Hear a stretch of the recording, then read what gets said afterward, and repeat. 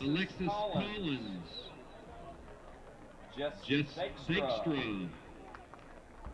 Megan Hazel. Mariah Jackson. Bella Kimnitz. Elena Lammers. Caroline Pearson. Emerson Schultz. Amariah Simonson White. Malia Spindler. And Mariah Stearns. Cheer coach Don Bonham. Now introducing the defensive starters for Sioux Falls Jefferson.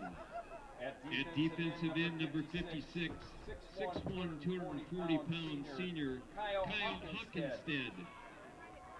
At nose guard, number 51, 5'10", 270-pound senior Devontae Fields. At defensive end, number 11, 6'2", 225-pound junior Anthony Patron.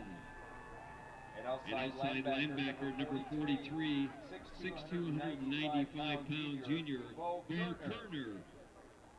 At middle linebacker, number 44, 6 foot, 220-pound senior Ben Nelson. And outside linebacker, number 42, 6'2", 210-pound senior Trevor Nielsen. At safety, number 3, 5'9", 190-pound senior Kale Nachziger. At free safety, number 6, 6 foot, 180-pound senior Maddox Zenz. And good evening, Lynx fans, and welcome to this telecast of Lynx football on Lynx TV YouTube around the world, and Lynx TV, which is on Alliance Communications channel 226 on your television. Welcome to the telecast, as this is a Thursday night evening and the last regular game of this regular season, I should say. I'm Kevin McEwen along with Bob Arnold, our color commentator. I'll be bringing you your play-by-play this evening, and welcome. Welcome, Ken. It's great to be here. You know what? I don't know if we could possibly have a better night weather-wise for this football game. Probably right spot on at 60 degrees. I'm looking across the way at the flag, and it is hugging the pole. So I don't think anybody's going to be saying that the weather should be affecting this game. The field, as a turf field should look, it looks perfect. And we're going to have a great night of football. Two very, very, very good teams. You've got a number 1 ranked Brandon team, and we've also got a number 3 ranked Sioux Falls Jefferson team. That there's a little bit on the line here tonight, Ken. There's a lot of good football across the state, and how some of the games go. Like, for example, over to Howard Wood Field when you've got Sioux Falls Lincoln versus Harrisburg. You've got O'Gorman is in the top 5, and they've got 3 schools there that are vying for 4 schools that are vying for 3 spots, and one of those is going to get left out. That's a great point. They're going to have to go on the road. Yeah, Bob, that's an amazing point. As your Lynx walk into this evening, this Thursday evening, and with a road win last week, 24-0 over Harrisburg, right? To stay undefeated at 8-0. You talked about being number 1 in the state of South Dakota in the AAA. That's where they're at. They protected their home field, and it's been a big, big plus of that home field. As you can see, the stands are pretty full this evening, even though, like you said, it's a little crisp. Beautiful football evening for October 23rd. And really, this is the end of the first half of the football season, right? We always talk about quarters, but let's talk about the halves of the season, right? The regular season is going to end this evening on October 23rd. Lynx win. They don't win. We'll talk about that in a little while. But get the W, stay undefeated, go to 9-0. You keep the 1 seed, right? Now you have home field advantage throughout the playoffs, right? And you get to really control your own destiny. And that's what needs to happen with this Lynx team. They've been special on this field. They've been special all season. But finishing that first half of the season, and then everything starts over. Everything starts over. Everybody's 0-0, right? It's a tournament, right? It's the playoffs. It's a tournament, whatever you want to call it. Okay. Everybody's 0-0. The rankings, the home field gives you rankings and it plays a different opponent, but it doesn't matter, right? Everybody that checks into the tournament has a chance to win. 100%.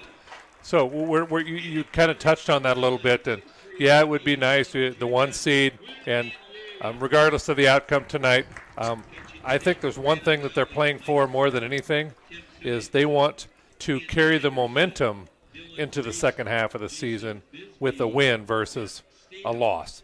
Because to be honest with you, whether they win or whether they lose tonight, the Lynx are going to go into the postseason as the number 1 seed.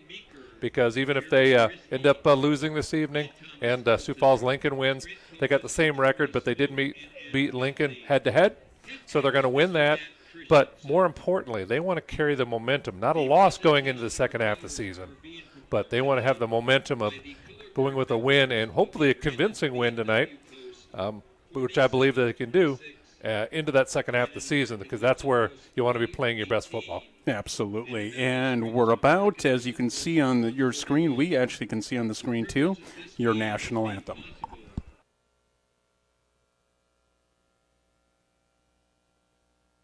God bless our veterans and active duty military and all they do for our nation and our local communities. Please rise for the playing of our national anthem. Proper etiquette is to remove all headwear. Face the flag and put your right hand over your heart.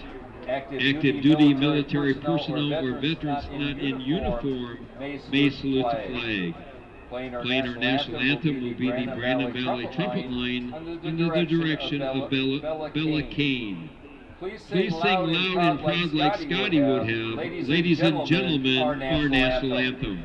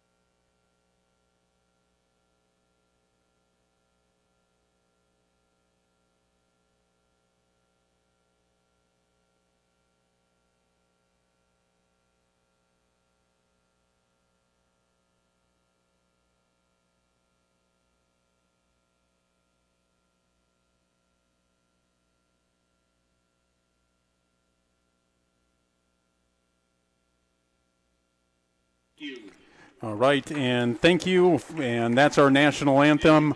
As this evening is Parents' Night, Bob, and we talk about that a little bit. We later on we'll touch on some of the seniors here and go over the senior names a little bit. Your captains this evening for your Lynx are Dylan Williams. He's number 1. Mason Veld, number 7. Number 13 is Briggs Knutson. 31 is Levi Veskerna. 58, Bryce Ban Gasser, and 64 is Hudson Parliament. You can see them walking out to the field right now, as you can only have 4 captains, and that's why 2 of them are standing back at the 50, right? And so the Jefferson Cavaliers coming into this ball game with a win at Rapid City Central, 52-10, moving their record to 6-2. Lynx are 8-0 with that win versus the Harrisburg Tigers at Tiger Field, right, in Harrisburg last week. 24-0, pitched a shutout, so that means that your defense is really playing at a high level. We know that all year, Bob. They have. They've kind of, for me, that's kind of their signature, if you will. That's what they're known for. But the offense, they're doing their part. They're averaging, 43 points a game, but the defense is only giving up 10 points a game. And that's kind of where you kind of hang your hat on. If they're slowing down either your running game or your passing game, but your defense is getting the ball back for you, you can't ask for anything more than that. So end of the regular season stops this evening. Playoffs next weekend. We're going to paint the picture for you as this game goes on. And let's go over our Lynx TV sponsors. They are the reason we're able to bring this to you live on Lynx TV. All right, our Lynx All-American sponsors are Alliance Communications, Aspen Ridge, Coca-Cola Bottling, Chesterman Company, Midco Communications, Sanford Health, and Sioux Valley Energy. Our MVP sponsors are First Dakota National Bank, Rogers Plumbing and Heating, Sanford Health in Brandon, and Sanford Health Orthopedics and Sports Medicine. And our champion sponsors are Alliance Communications, American Family Insurance, Josh Koob Agency, Arrowhead Automotive, Axiom Construction Group, Brandon Ace Hardware, Brandon Lumber Company, Burren Gruning Heating Air Conditioning, Heartland Funeral Home, Horizon Pet Care, Quick Star, Northwest Tire, Sioux Falls Specialty Hospital, Sunshine Food Stores, and Today's Family Dentistry. Thank you, sponsors. You are the reason we're able to do this evening in all Lynx sports activities. Mitzel, with kind of a pooch kick to start this one off, is the Lynx are going to move right to left, and that's going to be taken by one of the Cavaliers. We'll get the number here in a little bit, but a really good return by that player across the 40, and Jefferson, they're going to start with the ball right there. Yeah, that was number 45, Tyler Brusky. That was on the return as one of the up guys. So Jefferson Cavaliers coming into this one 6-2. Their offense is led by number 17. That's going to be Mediger. He's their quarterback. They go under a pistol formation. Now they motion. It's kind of a hodgepodge where they're going to go into a spread formation. Simonson is along with him, number 26. Mediger. Quick pass. It is grounded at about the 45. Incomplete. Brings up a second down and 10 from the 43. That was kind of a tough call there, because there's nothing tougher than a quarterback sprinting out to his right and trying to throw back across his body, running that direction. That's why there wasn't much on the pass. Mediger, heavy pressure. He breaks it. He rolls right. He does not break that fumble. Lynx ball. As big time pressure came off of the blind side of the quarterback there from the right side of the defense. And, yeah, Mediger made a great play of getting out of the first initial pressure off the end, but we'll get the number on that. That was a great defensive play, and it's Lynx ball, turnover number 1 for this high-powered defense as the Lynx offense comes to the field. Your quarterback this evening is number 9. That's Van Leeuwer. He's got Vesker now. He's going to move down left to right, his tight end. He's going to go up top. He wants Blomgren. Does he find him? He does! Touchdown! Early play 1 of their first series. Van Leeuwen to Blomgren, 6-0. You know, Ken, I have to point this out. Not that I'm a nerd and not that I rewatch these games, but that is the third game in a row where the defense has stacked the box to prevent a good run on first down, and the Lynx have thrown a pass to that side of the field to that player. 2 out of the 3 times it resulted in a touchdown. Mitzel on to kick the extra point. Stroh to hold. This kick is up. It's good. Lynx score on the first play of the first series as the defense right away, play number 2 for the Cavaliers, gives the Lynx their extra possession on offense. They capitalize 7-0. Yeah, that was just a good play. They were clearly stacking the box. They did not want to give a long gain on first down. And they threw it up, and you know what? It didn't have to be a perfect pass, but you got to trust that your receiver is going to go up and get it for them and make a play for you. Absolutely. As Blomgren with the big catch. Remember, Blomgren's 6'2", 180, so that's a big target, right? A tall target.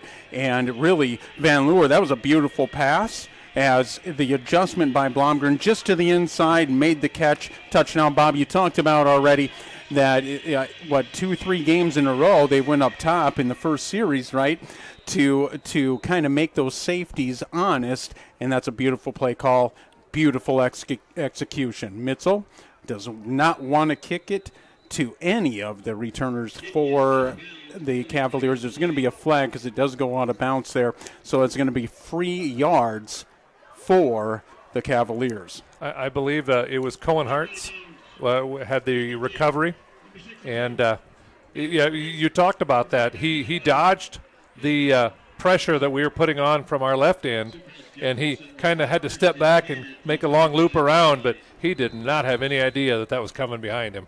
Beautiful and as soon pressure. as he stopped to try to get that pass on, he just got crushed. Wing formation. Now they go into a pistol, kind of a 3-set. They give it to Simonson, his first carry of the ball game. 1st and 10 for the Cavaliers. He's going to gain about 2, maybe 3. We'll see where they spot it at about the 36, maybe 37-yard line, and that's where it's going to play out. Actually, 38. So it's going to bring up a 2nd down and 7 from there. Motion in his tight end. That's Mendinger. They give it to Simonson for the 2nd carry in a row, and he is met for no gain. Big 3rd down for the Cavaliers here. You know, that's 2 great stops on a very good running back. You know, he's had almost 1,000 yards this year, Ken, and 15 touchdowns on the ground. So he's a very capable running back. 3 receivers to Mediger's right. They go into a stack formation. You can see on the bottom of your screen with the big tight end, number 8, Whitting. That's Mediger. Breaks the pocket. Beautiful throw by Mediger. He finds number 13, and the wide receiver for the Cavaliers, and we'll get a number on that. I don't even have it on my sheet here. That's going to be Jensen with the carry. Yep, Matnell Jensen. On the catch, I'm sorry. 1st and 10 for the Cavaliers as they cross the 50. Mediger gives it to Simonson, his 3rd carry of this possession. Simonson, number 26 on the carry. He gains about 4 yards. It's going to bring up a 2nd down and about 6, maybe 7. We'll see where they mark it. Hurry up offense. They give it right back to their running back, number 26 Simonson, and he's going to carry a few tacklers, the Lynx defenders, all the way up to about, well, they're going to call it about the 39, 3rd down and 2 from there. Hurry up offense again. That's Mediger. He moves his tight end. They give it to Simonson, and he goes nowhere. Tackle for a loss, and a big loss by Chase Hartman. Chase Hartman, as Bob has the binoculars out. Chase Hartman with a big tackle in the backfield as Jefferson, they are going to go for it on 4th down. 4th and 5. Big pass. Big break up by Stroh. Stroh's been really, really big all year from that corner position. Turnover and downs. Lynx offense back on the field. You're probably on that last good tackle there by Chase Hartman. He's getting his first varsity start tonight, Ken.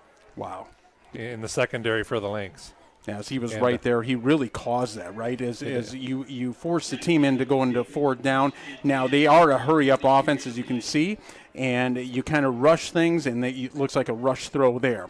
As the Lynx offense on the field as they just scored just a moment ago, as Blomgren is going to move left to right. The receiver, that was a recipient from Van Loer. Veskerna with his first carry of this one. He had a big game last week as he's going to carry for about 3 yards. It's going to bring up 2nd down and 7 from the 45. Maddox Zen's on the tackle, but not before 3 yards. Brings up a very manageable 2nd down and 7. Blomgren with the big catch on the first opening series. Beautiful throw from Van Loer. Pistol formation as Veld along with Veskerna in the backfield. No, it's going to be Mueller along with him. Veskerna is met at the line of scrimmage, and he's going to lose a yard. It's going to bring up a 3rd down and 8 from there. We don't see that a lot, Bob, as a loss of yards from Veskerna. Yeah, that was Brody Jacobson on the tackle. It'd be interesting to see what they dial up here, Ken. 3rd down and 8 from the 44. Lynx offense on the field. As you can see, number 2, that's going to be Maddox Mueller. Far about right at outside the hashes and down along with them. They go up to Blomgren again. It was right there, and beautiful play by the corner. We'll get the number on that one. As it was a great coverage as Van Loer wanted to go up top again to Blomgren, punting formation for the Lynx. So it looks like they've got number 7, Mason Veld, back to punt. Jacobson and Jensen back deep at about the 20 for Jefferson. Veld on to punt at about the 29. And I believe we're going to have the first timeout of this one. Let's see who called it. I believe it's going to be the Cavaliers. That is their first timeout. It would look like the defensive coach down there was a little unhappy with the placement of number 7, Eddie Mulba, and was worried about maybe a fake punt or something here, and wanted to make sure that they had the right defense called. So Vesker, now we talked about, it's not typical it's a tackle for a loss with him. He really carries defenders, and that offensive line does a great job of opening up holes. So, he's carried 2 times for about 1 yard, but look at those stats all year as punting formation comes back on. Veld comes back on for the Lynx, number 7 back there to punt. But 127 carries for 1,146 yards. That's 159 yards per game, Bob. Flag on the play. 23 touchdowns. And another flag on the play. It's going to be false start on the Lynx. It'll drive the Lynx back 5 yards. I think it was on Dillian Williams. So back to Vesker now. 23 touchdowns, 159 yards on the ground per game. Yes. Per game. Wow. And they've got another back that they put back there, too, that does very well for them, too, which is Maddox Mueller. Not Maddox. His brother does a great job in the backfield as well as a sophomore. Yeah, Ryder Mueller, and that's going to be Veld. He's going to drive it all the way down to about the 28, and that's where the Cavaliers are going to start their third possession of this first quarter. 7:52 to go, first quarter, and the regular season finale of the regular season. Lynx up 7-0. Yeah, the Lynx defense is doing a good job.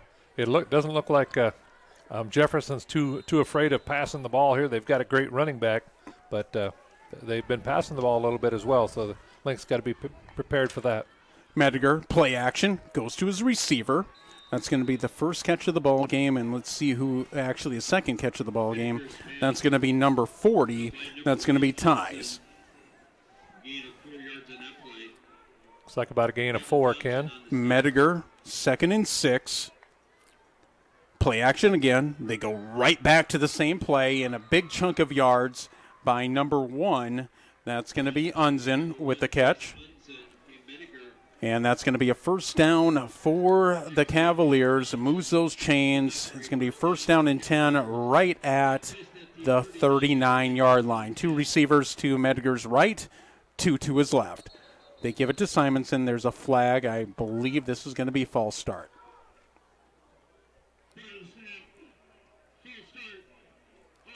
We'll take that 5 yards, and it looks like at least right now Jefferson's planning on doing the speed game on offense to not allow the Lynx to get substitutions in, not allowed to keep them fresh. And it seems to be working for a little bit until you get that penalty like that backs them back 5 yards. First down and 15. Simonson moves from right to left on Medgar. They do give it to Simonson. He's met in the backfield, and it's going to be a no gain, and it's a host of Lynx defenders there to stop him. So getting up off the bottom of the stack for the Lynx is number 28, Will Bunkers. Medgar, play action. He goes up top to his receiver. It does hit the turf. It's going to be incomplete, as his intended receiver is number 18 for the Cavaliers. And that's going to be Sissingo. Brings up a third down and 15 with 7:04 to go, right at the 34. Medgar. Snap, play action. There's a pass, beautiful pass by him as he's going to be maybe a yard short. As he's going to be about a yard short. As remember in high school, if you're down, even if they don't touch you, the defender touches you, that's where you're down at.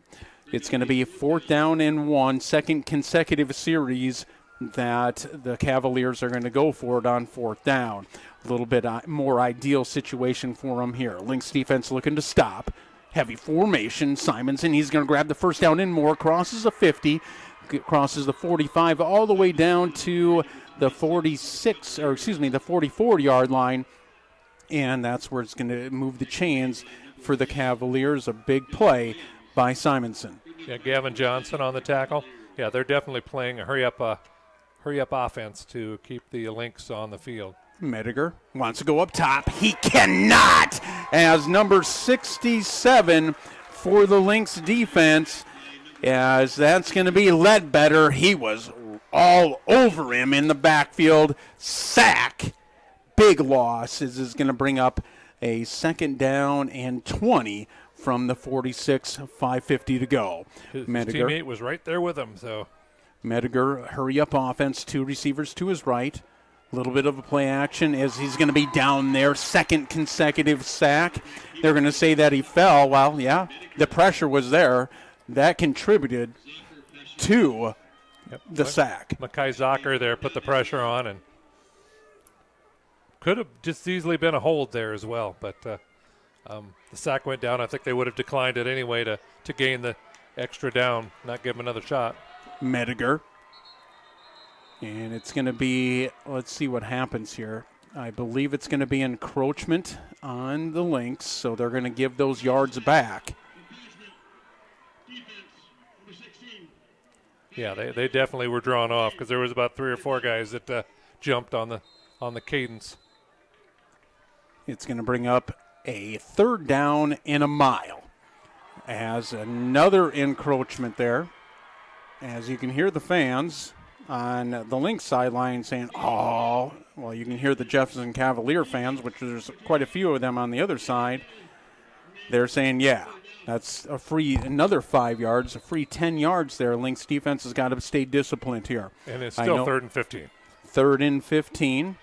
Medgar, he's got 2 receivers to his right, as his big play receiver is going to be Unzen, number 1. He moves his tight end. That's going to be number 8, Whitting. Play action. And there is the Lynx defense again. 3rd sack of this series is going to come from number 29 for the Lynx. Cooper Veld. Veld is all over him in the backfield. Brings up a 4th down and 25, and the Cavaliers are not going to go for it. Back deep for the Lynx is going to be number 3, and that's going to be Ryder Mueller. Camden Woolmuth is back to punt for the Jefferson. And that is almost blocked by Stroh. Let it go. And it's going to be down, takes a Cavaliers roll. It's going to go down to about the 32, maybe 33. We'll mark it at the 32. Lynx' third series of this one is about to start from the 32-yard line, 3:56 to go. And this regular season finale here in Brandon, South Dakota, Lynx up early, 7-0. Yeah, their defensive pressure there has really given the quarterback some fits, and that really kills a drive when you get 2 sacks that cost you about 20 yards. Mueller, that's going to be Maddox Mueller to Van Leeuwen's right, and that's going to be a carry by Veskerna on first down. Picks up about 1 yard. It's going to bring up a 2nd down and 9 from the 33. Anthony Petrone on the tackle. Yeah, right now that we'll see what kind of adjustments that the offensive line coach makes for the Lynx. Because right now that whatever they're dialing up, it's not giving them a lot of space between the tackles. As Van Leeuwen's going to move his tight end, that's Dow. Now they're going to go up top again to Blomgren. It is right there. And is it a catch? Nope. No, they're going to say it's incomplete. Yep. And so far, the passes by Van Leeuwen, there's been 3 of them. They have all went to Blomgren. It's all been going deep on a go route.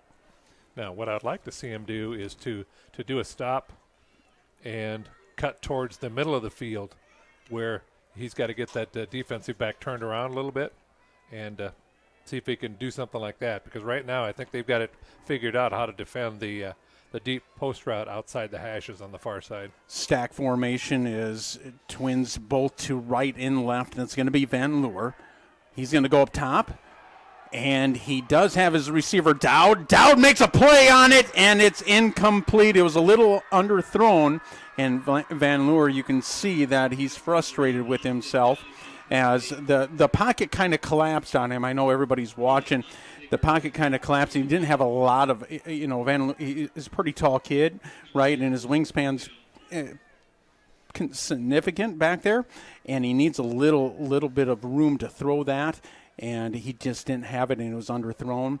He went to Dowd, which I like that they're trying to go to maybe to Dowd a little bit more, because I think in the playoffs, as we march into the playoffs, Dowd from the tight end position can play a big part in the passing game. Fumble. Oop, he looks like he recovered it. Veld with the punt. Punts it down to the 35. And Jacobson on the muff, but he also recovered it. So as Lynx, as Jefferson, what they're going to do here, Bob, is, we look at the Lynx want to take away that run, right? And you talked about Simonson. For the Cavaliers, he's, really been everything for them on offense. It looks like on the ground with 954 yards this season. Mediger, Simonson, and he's going to gain a chunk of yards, about 5, maybe 6. It's going to bring up a 2nd down and 4 from the 41. His running style reminds me a lot of both of the Lynx running backs. Very good in between the tackles. Simonson again. He's going to grab that first down as he crosses the 45 on that carry. As he's a very hard runner. You could see that he's got 15 touchdowns on the year with 159 carries. So it's been all him and a little bit of sprinkle of offense from the air. Mediger. They go up top. He's got a receiver. It's Unzen. Through his hands. It is. I think he was right in his looking pocket for touchdown, and he did not watch the ball into his hands before he started running. Well, we talked about a crisp evening, right? And it is a little crisp out, right? You could see the footing's not really good as when you're playing on turf. the moisture, right? And you don't think there's moisture in there. There is a little bit of moisture in the air. And that can play a part in the receivers, too, as Unzen's going to be at quarterback here. A different formation as he's got 3 receivers. He motions his other receiver from right to left. He's going to keep it. That's Unzen. He breaks it to the outside, crosses the 50. He grabs the first down. A beautiful run by number 1, Unzen, for the Cavaliers, and that will move the chains for them. Yeah, that was a good play call. We had a chance, but he just kind of avoided that first tackle and gained the first down. 1st and 10. As they need their quarterback, they're going to motion him back right as a play call comes from the sideline. When you go up with a hurry-up offense, you can do all these adjustments, Bob. As you can see that the play clock's still at 8 seconds. Mediger. They go up top to number 13 again for the Cavaliers. And we'll get you the number on that one. That's number 13. That's going to be Jensen. Chase Hartman on the tackle again. He's having a busy night, but doing very well in his first starting role. 2nd down and 7, 3-yard gain there from the 42. Mediger, Simonson. He's going to be met with about a gain about 2, maybe 3 yards. He crosses the 40. It's going to bring up a big 3rd down for the Cavaliers in the Lynx defense. Yeah, they're substituting a lot of different players in to keep their players fresh with this fast-paced offense. Jensen with his 2nd reception of this one. So we've seen him go to the turf a couple times on catches, right, Bob? Yeah. Jensen. And I'm telling you, that turf becomes a little bit slippery here. Especially if you're not used to playing on it. Yep, and it's crisp. The air is cool, and it's going to be a little bit slippery. Mediger, 4th down. They go to Simonson. He gains a chunk of yards, moves the chains for the Cavaliers, as that's a signal from the sideline. It's going to bring up a 1st down and 10 from the 31 for the Cavaliers. Under a minute to go this first quarter. Mediger has got 2 receivers to his right. Unzen's been his favorite target so far this evening, along with Jensen. Mediger finds Jensen. No, it's not going to be Jensen. It's going to be number 18 for the Cavaliers. That's Sissoko with the carry. And the catch, I should say, not the carry. Mediger. Hurry up offense. Play action. They go to Unzen, and it's a beautiful play. But nope, they said he did not secure it. It was still broke up, though. As the Lynx defender, number 6. Chase Hartman again. We've mentioned him quite a few times today already. Boy, he has been all over the field. So he's got a few years to play as well. Beautiful play as he undercut that throw from Mediger. They give it to Simonson. And does he gain the first down? I believe he's going to be a little bit short. No, they're going to move the chains, as that's going to be a first down. That's going to do it for our first quarter, as the Lynx on top of the Cavaliers on this crisp October evening in Brandon, South Dakota. Lynx up 7-0. Yeah, it was a good quarter. I think the defense is playing well.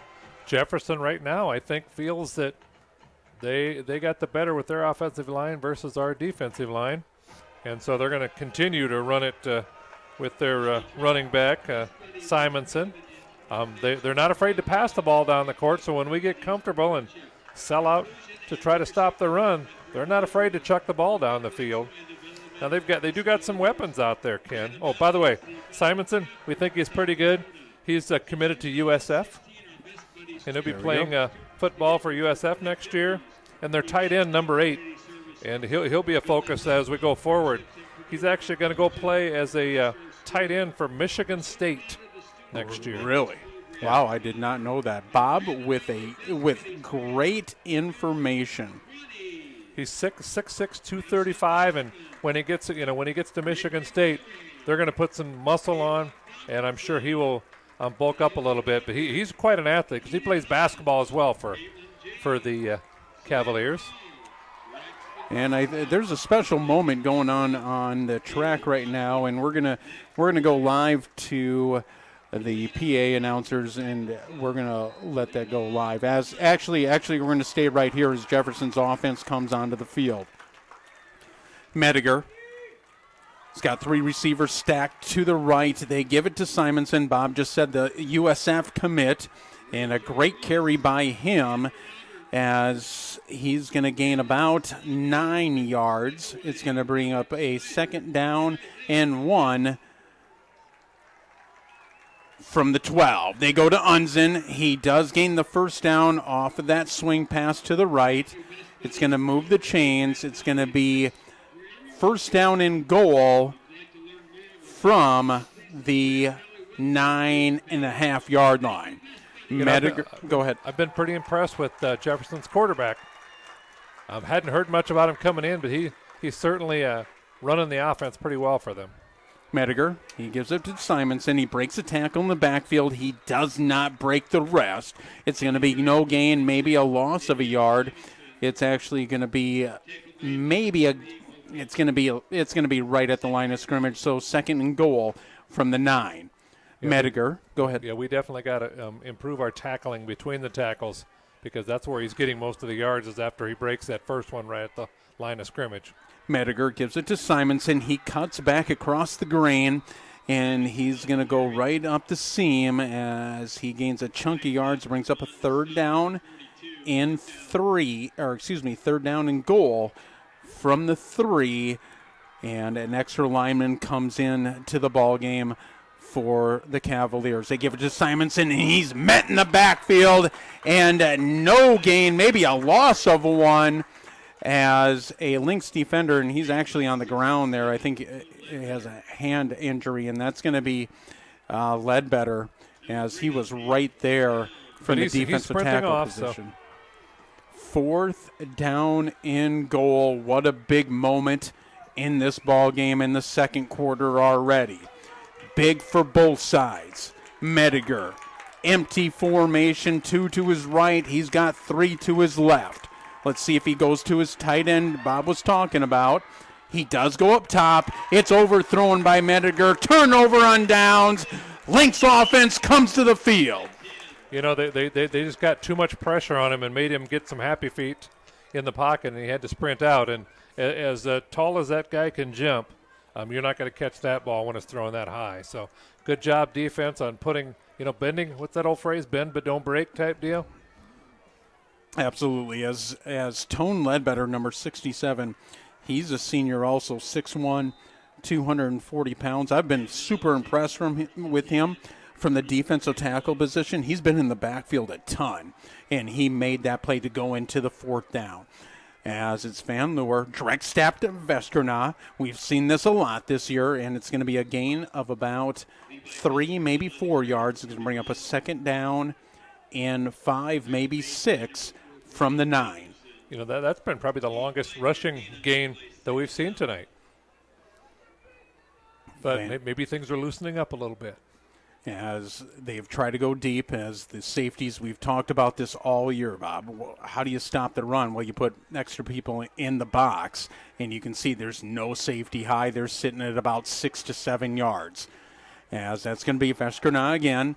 He gains the 1st down and more as he crosses the 15, gets to the 17, moves the chains, Lynx 1st down. Ooh, I think I see some laundry that just popped up. After the play, though. It was very late in the play, if not after he was done. So Vesterna has the cut back to the right. Lynx are moving backwards. They must know already. Discussion at about, what do we say, Bob? The 17? Now we get the answer.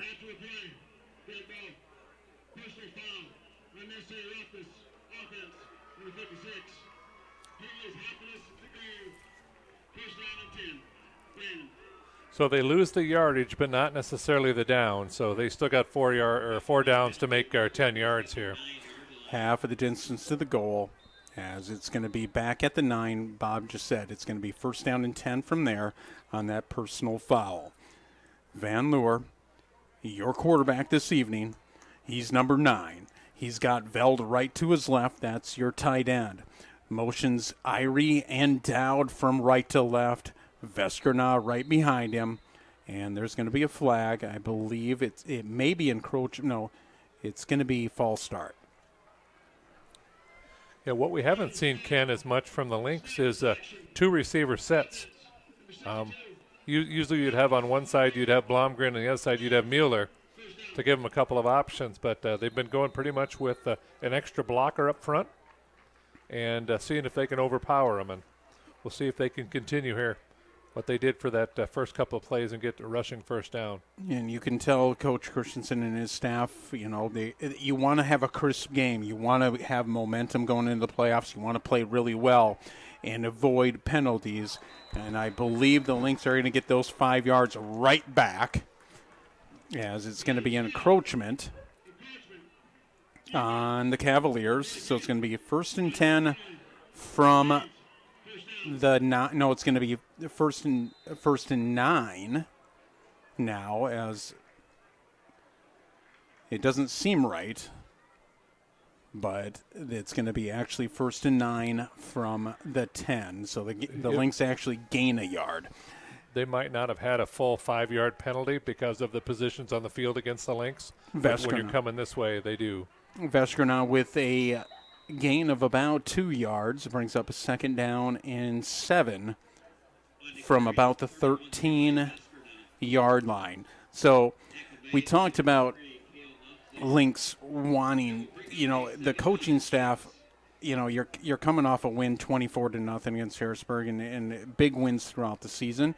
You want this team to be playing on all cylinders right now, end of season, making sure you're super crisp, limited penalties. Veskerna with his 2nd consecutive carry. He goes across the 15 to the 16. It's going to be a 3rd down and 3 from the 16. So you want to be crisp, right, Bob? Right now, to me it's almost a good time to call a timeout. I know you want your players to work it out, but it really the penalties, the Lynx haven't been called for a ton of penalties all year, and this is a little uncharacteristic of them. He might have just got maybe 4 inches enough for the first down, Ken. So he would have been still running, but he tripped over one of his own offensive guy's foot there, or he still would have been running. Veskerna with the first down as he just climbs right out of the red zone. Actually, they're going to say at the 20. So 1st and 10 from there. Lynx are in no hurry as they have a receiver to their left. That's going to be Blomgren. He does motion his receiver number 2. That's Maddox Mueller. They give it to Veskerna. Big hole, and Veskerna gains about 8 all the way up to the 28. 2nd down and 2 from there. All of a sudden, the blocking scheme has changed just a little bit because they're answering what Jefferson was doing, and now they're starting to have some success. So it'll be interesting to see what Jefferson does to counteract that, to try to stop that. But right now, I think the Lynx are just satisfied with enough of let's just run the ball down the field. Don't take any unnecessary chances, and get into halftime here. But it'd be nice to get a score. They're going to say 2nd and 3 from the 27. Van Leeuwen has got Veld in front of him. They do give it to Mueller. It looks like a face mask. That's what's going to be laundry on the field. It's going to be called, so it's going to be 3 yards and more as Mueller kept on going. And we've seen a lot from Ryder Mueller. I apologize. Ryder Mueller on the carry. And that's going to be a face mask. Ryder Mueller this evening. We're going to see some of him too as Veskerna and Ryder Mueller share carries. We've seen that a lot this year, but Ryder Mueller this year has been a big catalyst on that running game. It's kind of pick your poison with Veskerna or him. Veskerna now in the ball game as the Lynx go across a 50, a big penalty, 15-yard penalty as Dowd moves right to left. Mueller motion, and that's going to be false start. So I talked about, Bob, I believe, so in this first half alone, and I don't have the tally on it, okay, but I know for a fact in the home games, the Lynx team in total in the first half of any of the ball games this year have not had this many penalties, right? No. And maybe not in a full game. Right. This might be the most penalties they've had of this nature in the entire season combined. Van Leeuwen, quarterback keeper, Veshkerna, he's going to be dropped at about the 49, about a gain of 1, second down and 14 from the 49 as the Lynx cross the 50. Now, they might be setting them up for a little something here, Ken, because I could see where they're going to do a fake run with the quarterback and then try to maybe hit the one of the backs out of the backfield that's just across the line of scrimmage, which is almost like a run. Very low risk, but I don't think they're going to show a lot in tonight's game, win, lose, or draw, because they don't want to give anybody any film to study on for the playoffs that are coming up. Van Leeuwen, play action, Veshkerna, they do go up top. Is it a catch by Mueller? And I believe Maddox Mueller with the catch, so that's going to be a gain of about 4 yards on that quick slant pass from Van Leeuwen to Mueller. It's a little underthrown, but Mueller does come up with a big catch. 3rd down and 10 from the 45. So Lynx offense, as you know, we talked about when you're playing against some negative plays, and the Cavaliers have had some negative plays too, some penalties, right? Yeah, they have. But it's kind of been what they call a sloppy first half. And 2 receivers to the right, Veshkerna breaks open. It's going to be a gain of about 1, maybe 2 yards. As we're looking for that break open, right? All of a sudden, Veshkerna's in that pile, and all of a sudden he breaks open. He's sprinting for a touchdown.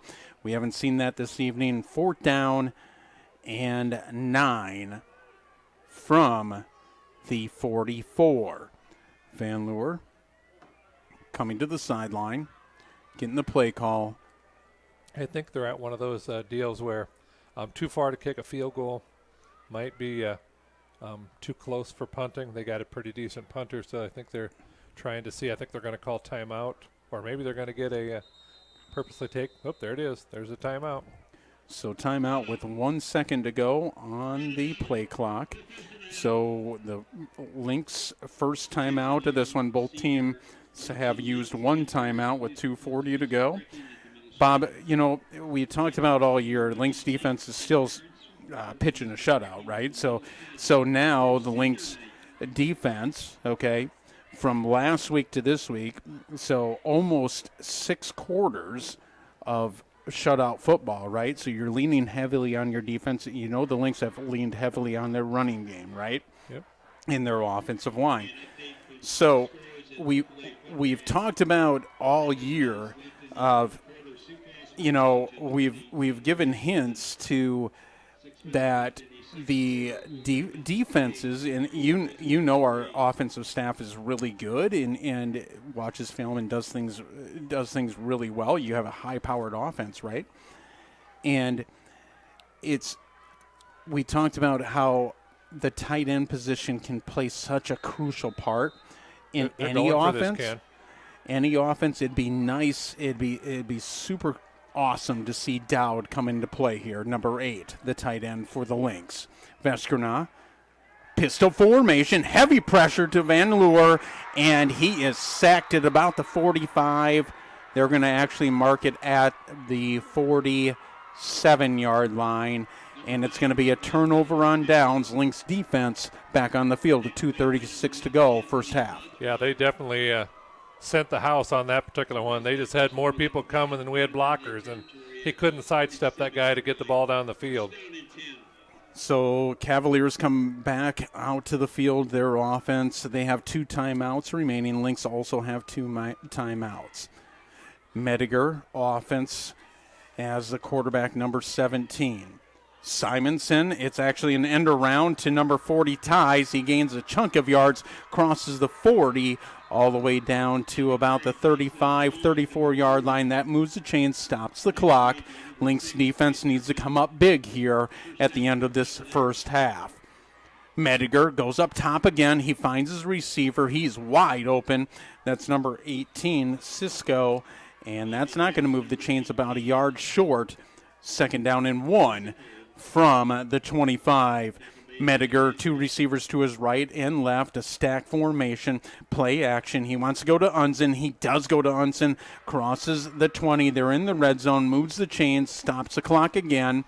That completion down to about the 18-yard line. Yeah, I think they're worried about getting beat deep, and so they're giving them plenty of space on the receiver. Quarterback keeper, Mediger, is going to gain about 3 yards.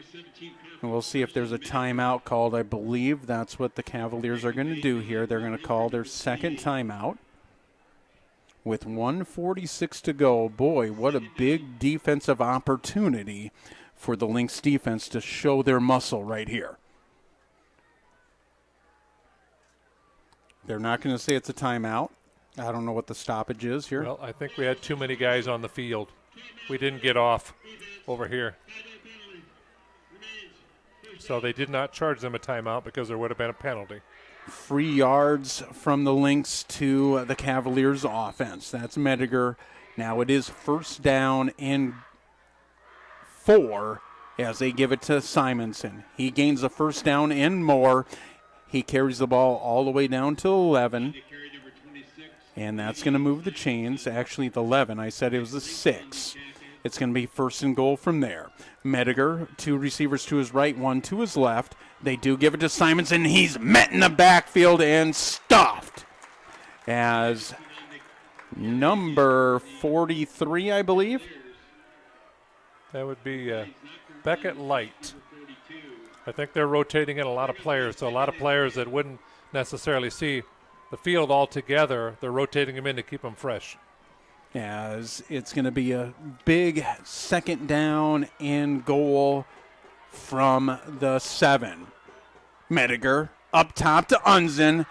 Good move by him, and I believe he's going to find the end zone, and he does. It is now a 7-6 ball game. Yeah, that was a good play call. They kind of crossed their big tight end, Whiting, in front of that to give him a free space to throw, and then we did not attack when they caught the ball. He just beat us on a quick little move for the end zone. Is on to kick for the Cavaliers. Braylon Erickson. Erickson, hold, and it is good. We have a tie ball game with 49 seconds to go. That breaks that streak of about 5 3/4 quarters as a shutout for the Lynx. Now you got to regroup, right? You don't have to. I mean, I know you want to score by the second half, but you also do not want to turn over the ball here, as the Cavaliers still have 2 timeouts in their pocket, right? They didn't have to take that timeout. Right. The Lynx do have 2 timeouts also. We'll see what Coach Christensen and Coach Zur do, the offensive coordinator for the Lynx here, after this kickoff return, as both Ryder Mueller, brothers, and Maddox Mueller are back deep at the 5 on the left of your screen for your Lynx. Erickson's going to be on to kick for the Cavaliers. Hopefully a really good return here in great field position to set up the offense for the Lynx. Watch for a scrub kick, because if they get possession, they've got enough time to get down and get another score. Erickson, he does boom it. And it's going to be number 3. That's going to be Ryder Mueller, and he's going to be tackled at about the 20, maybe 21-yard line. Actually, they're going to mark it at the 25-yard line. And that's where the Lynx offense is going to start with 45 seconds to go in the first half. It's a 7-7 ball game. Yeah, it'll be interesting to see what they do, if they're just satisfied with getting into half and regrouping, or do they try to move the ball down the field a little bit. And they got a pretty good field goal kicker, the Lynx do. As Blomgren and Mueller, respectively, right and left. They do give it to Veskrina. We know he can break it open. He does gain a chunk of yards as he gains about 9 yards all the way up to the 35. It does not stop the clock. 30 seconds to go. First half. Lynx still have 2 timeouts remaining in this first half. Really no urgency from the offense right here. 2 receivers to his left, motioning Dowd is Van Leur, your quarterback. Direct snap to Veshkerna. He's going to gain no yards. Well, actually, he does gain about 3 yards as he carries a defender, moves the chain, stops the clock. The clock is going to run now. I think they're just going to let it go and go into halftime. That's going to do it on this late October evening in Brandon, South Dakota. We have a good one. The number 3 ranked team in AAA in the state of South Dakota walk in to Brandon, South Dakota, facing the number 1 ranked team in AAA, and it's a 7-7 ball game. Bob, let's go over our Lynx TV sponsors since we haven't had a chance to, since it's been such a fast-paced game. All right, our Lynx All-American sponsors are Alliance Communications, Aspen Ridge, Coca-Cola Bottling Chesterman Company, Midco Communications, Sanford Health, and Sioux Valley Energy. Our MVP sponsors are First Dakota National Bank, Rogers Plumbing and Heating, Sanford Health and Brandon, Sanford Health Orthopedics and Sports Medicine. And our champion sponsors are Alliance Communications, American Family Insurance, Josh Koob Agency, Arrowhead Automotive, Axiom Construction Group, Brandon Ace Hardware, Brandon Lumber Company, Byrne and Grunig Heating and Air Conditioning, Heartland Funeral Home, Horizon Pet Care, Quickstar, Northwest Tire, Sioux Falls Specialty Hospital, Sunshine Foods, and today's Family Dentistry. Thank you, sponsors. You are the reason, and we say this all the time, and it is so true. You are the reason we're able to bring this live to you on Lynx TV, Channel 226 on Alliance Communications, and Lynx TV around the world. We will bring you some score updates in just a moment here around the state of South Dakota. But, Bob, I want to talk about, you talked about in the pregame, right, how that this game really doesn't, I mean, yeah, I understand for seeding and going into playoffs, it really doesn't, I mean, a win or a loss, you're still going to be the number 1 seed, right?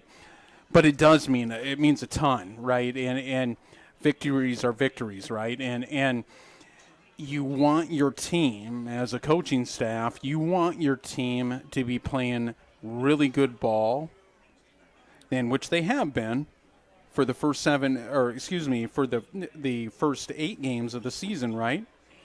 And you want your team to keep that momentum because there's no week off. There's no week off between the playoffs, right? You got to start right again next week on that new season, that tournament, right? And you want the momentum to carry. This halftime is the most important halftime, I believe, so far this season, and why in that locker room right now, and why I say that. It's been uncharacteristic, right? It's been very uncharacteristic of what's happened. We talked about the most penalties I've seen in the first half of this Lynx team, right? Yep, there. I don't care if it's offense, defense, special teams, whatever, a Lynx team, right? They usually play a clean game. You need to come out of that halftime, and this coaching staff does a fantastic job. It's a championship coaching staff, right? From all the way from Coach Garrow all the way to where we're at with Coach Christensen, right? This is the most important halftime, and that's that's what you rely on, relay to these kids right now. Kids, guys, this is uncharacteristic of us. Okay, we need to start the scoreboard 7-7, right? It's basically 0-0. Let's go out of this halftime right now and let's move to this second half, and let's play Lynx football for the next 2 quarters so we can build the momentum.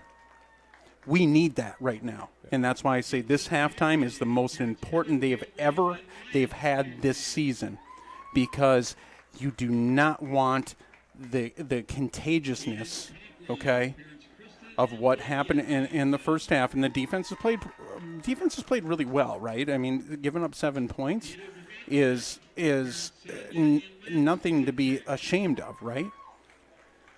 But offensively, we sputtered a little bit, right? And a lot of our passes have been going up the numbers and goal routes, right? You talked about, well, maybe a little adjustment. We start attacking in the middle of the field. You said that in the first quarter, right? Yeah. And so, what are you going to do in the second half to combat that? That's the conversation that's happening right now in that locker room, I assume. Okay. But this halftime, and I'm going to say it one more time. This halftime, when those kids come back onto this football field, it's got to be a reset. It's got to be a reset, because the Lynx team is not used to not scoring at a high percentage. I mean, what do we average? 43 points a game. Yep. Right. What do we give up? 10. Okay. Well, we're on par. We're on par to give up 10 and less than that, right?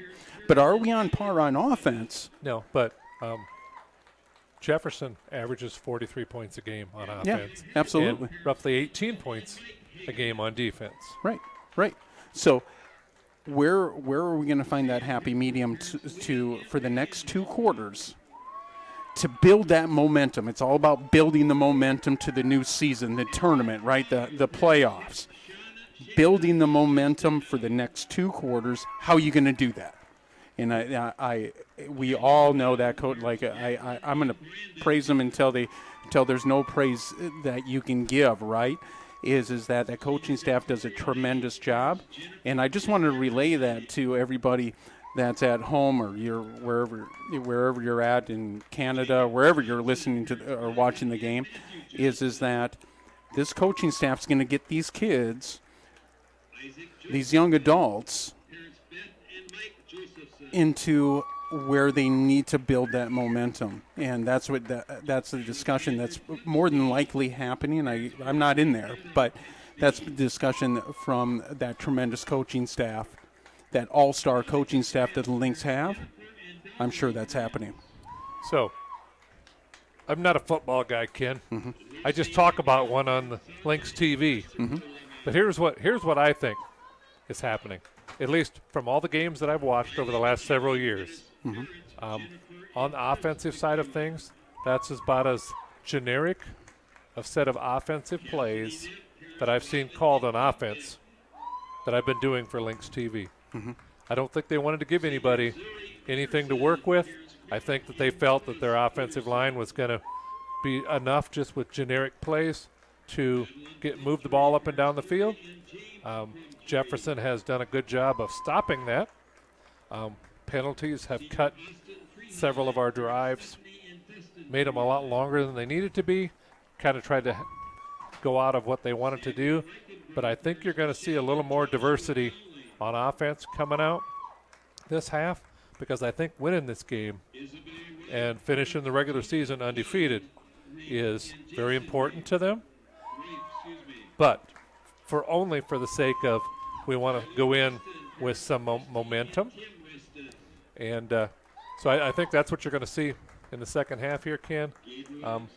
Just a couple of notes. We got a couple other games going on around the state. Sioux Falls, Washington is up over T area, 27-7. Sioux Falls, O'Gorman is up over Sioux Falls, Roosevelt, 28-3. And those games are both involve AAA teams. Other area teams, you've got Pierre over Douglas, 35-0. But the rest of them haven't reported any scores just yet. But there's a lot of good football going on tonight. And but I think you're going to see the Lynx come out the second half when they go on offense, and I believe that they're going to get the ball to start the second half, that you're going to see a little more diversity and a little more couple receiver sets and a few more passes, screen passes to the running backs out of the backfield, and some quick passes to the receivers out here and let them try to break a tackle. We haven't seen maybe one, maybe two short passes, which was the bread and butter of the Lynx all season long. And they're not giving their playmakers the chance to break a tackle. They're just running very basic, non-risky plays, because I think they wanted to keep the game close and tight and win this one without giving too much on the field for tape and so forth for the opponents to watch. So, because they can take our video and watch it and gauge plays against the Lynx for other teams. So I don't think they wanted to do that. But I think I'll stop rambling now. Well, I'll put on my coaching hat a little bit, and like I was rambling too right before you, right? And so if you're not going to reinvent your team in 7 days, right? And you're not going to reinvent your offense, reinvent your defense, special teams, or anything in 7 days, right? Because they got to play a ball game 7 days from today, right? Next Thursday, October 30th. Yep. So everybody's got film. Everybody in the state has film, right? Everybody does on every team. It's all about mental to me. And everybody's, I mean, there may be one or two wrinkles that you bring in to the game because you only have so much practice time and so many, you're not going to reinvent things that makes it uncomfortable to the offense or defense of your team, right? You want to stay true to who you are, right? Stay really true to who you are. And that you've seen some running plays here. And that's really true who the Lynx are on offense is following behind that big offensive line, that really good offensive line, and running the football, right? And we've seen that tonight, and there hasn't been the big chunky yards, that the big break-offs by Veskerna or Mueller. But the one thing that we look at as as coaches is that when everybody has film on you and you're not going to reinvent, like we talked about, reinvent the wheel in 7 days. You're just not going to. And you may put in a sprinkle of something once in a while. Well, that's what you're going to do against your opponent, right? And for next week, you have to, and we talked about this, Bob, you have to every week go into every game and you have to go 1-0 against that team. So this season you need to go 1-0 against Jefferson. I don't care who has film. Like I said, they all have film. You have to go 1-0, and it's got to be a momentum builder.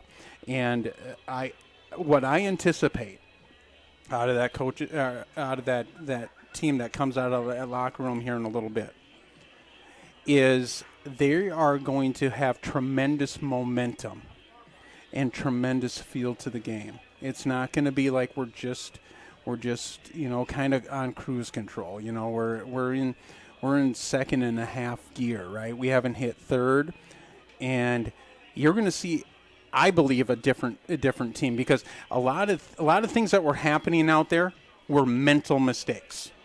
When you have negative plays, penalties, it's mental. It's all mental mistakes, and so how do you clean that up? You do a full reset. You use the halftime to just reset the whole thing. So you're talking about execution. Yep, execution. Do what you're really good at, and that's what the coaching staff has tried to do. But it's all about how the young adults are locked into this game, and not.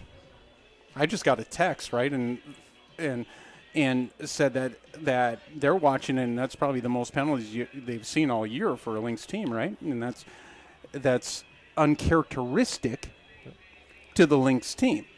And so stay true to you are, but it's got to be a reset. It's got to be execution. You can't have the negative plays, the penalties, and any type of offense. I don't care who you are out there. When you have 3rd and 15, 3rd and 20, 2nd and 20, 2nd and 25, there's not a lot of plays in the playbook. That playbook shrinks drastically for the offensive coordinator, right? Yep. And Coach Zur. It shrinks. So it's got to be, what do you do on first down? What do you get to on second down, right? It's got to be that. It's got to be execution you talked about, Bob, but it's got to be that reset. You are the number one team in the state of South Dakota, or in AAA, right? You got to come out in the next 2 quarters and show. I know W's are W's, right? But show who you are. And I don't care who sees it on film. You got to stop us. You got to have the mentality. I don't care what film you have. You got to be able to stop us, because we're going to execute our plays better than what you watched on film to combat it. We're going to execute it even better. And so hopefully that's what we see. Now, I haven't seen, to be honest with you, I have not seen Jefferson play all year. But I can tell you from the games that I have watched, the Lynx have not played a team that plays at the speed on offense that Jefferson is running. Now, with that being said, you go into halftime, you adjust to that, your defensive schemes to help combine that. You tighten up some of your coverage on your receivers, make them throw over the top versus pitch and catch right in front of you and then tackle. Because we know what happens when they got to throw the ball deep. It's not as easy to catch. They missed a long one to our right-hand side going towards the scoreboard side of the field. The guy was wide open. He dropped it. When they had a first and goal, or actually a fourth and goal, down on the near side by the school, end zone by the school, had the tight end there. They dropped it, or overthrew it. So if you tighten up your coverage on the outside and make them have to make that special throw,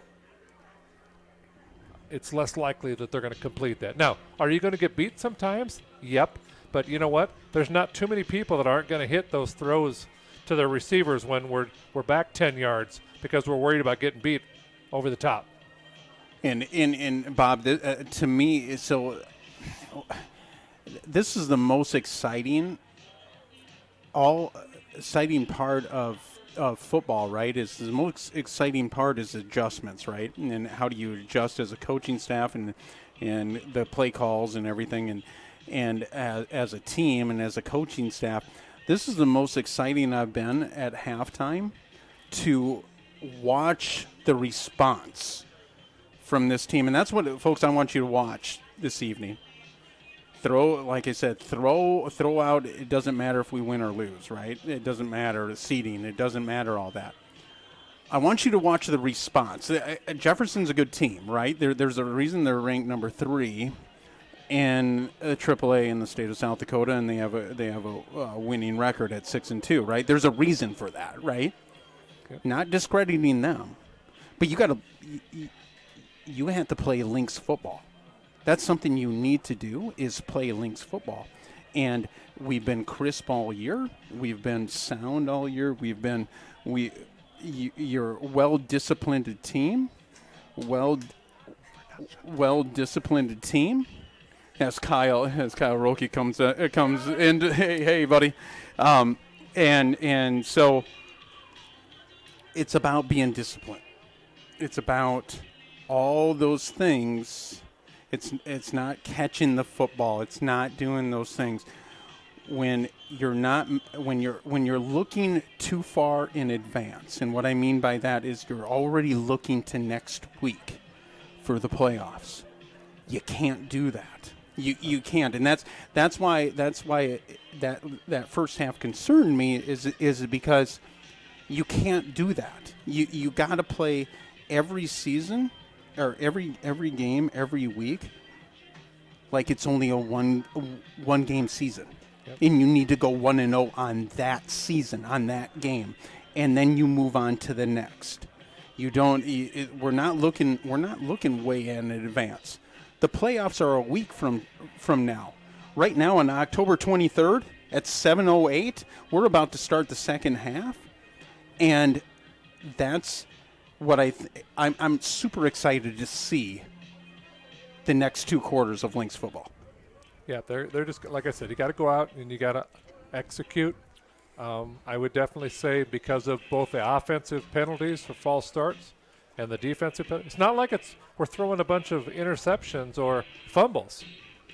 Well, we're winning the turnover battle. We're just kicking ourselves.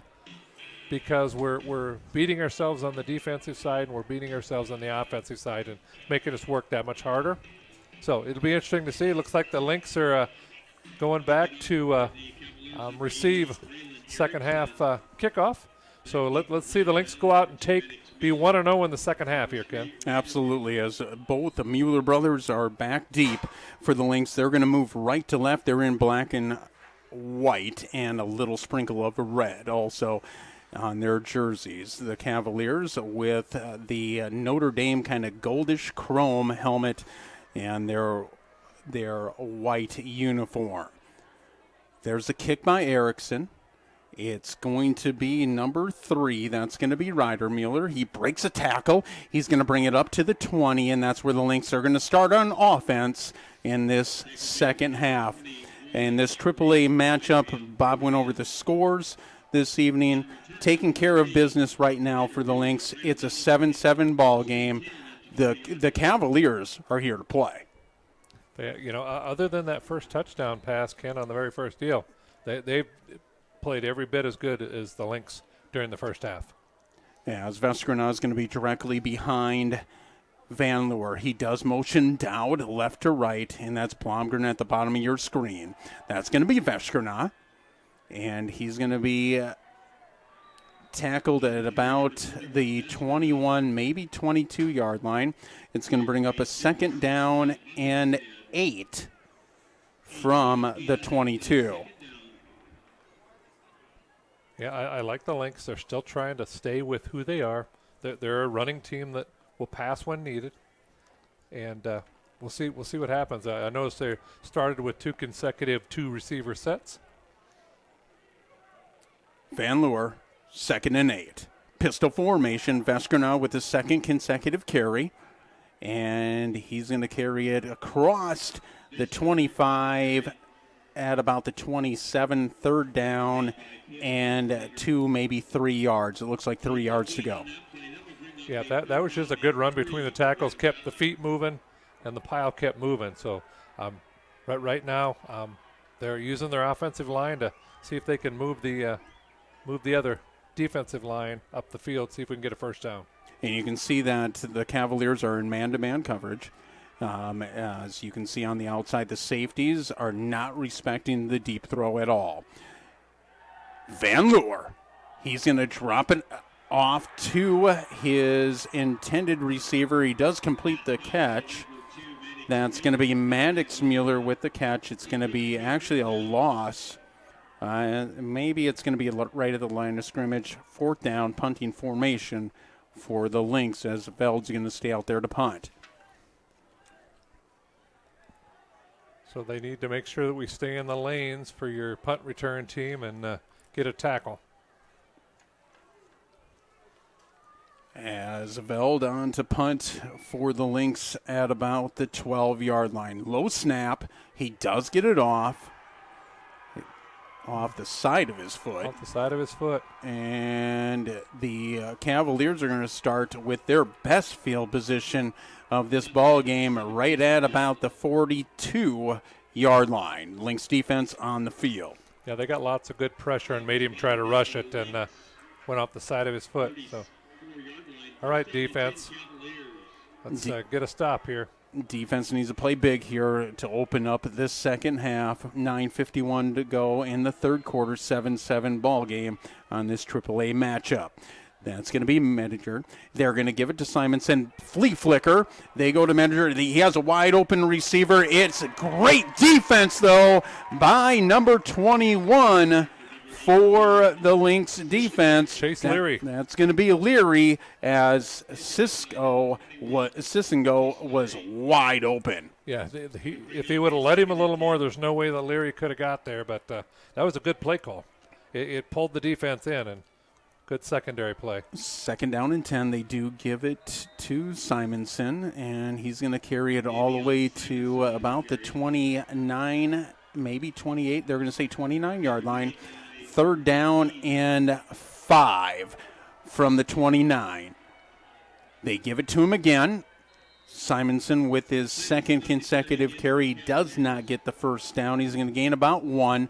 4th down and 4 from there. We know the Cavaliers love to go for it on 4th down, as they've, I think, about 95% of all 4th downs this evening they've went for, and that's what they're doing here. Lynx offense wants to come back in the field, and the defense wants to give it back to them. Play action. They set up the screen. Great play! As the defense comes up big, it is tipped by one of the defenders, and it is intercepted by number 54 for the Lynx. That's going to be Matsky, Dawson Matsky, number 54. I think it was Williams on the tip of the screen pass. You know, they were definitely trying to use the aggressiveness that they knew was coming, but they got a good defensive play by Williams to tip the pass up and get an interception. Great job, defense. Got a turnover. Now we got to capitalize on it. As the Lynx offense comes to the field, 50-yard line. Now you need to capitalize, which they did in the first quarter off the turnover. This interception gives the Lynx great field position, and the Vasquena is stuffed in the backfield. It's going to be a loss of 1. 2nd down and 11 from the 49.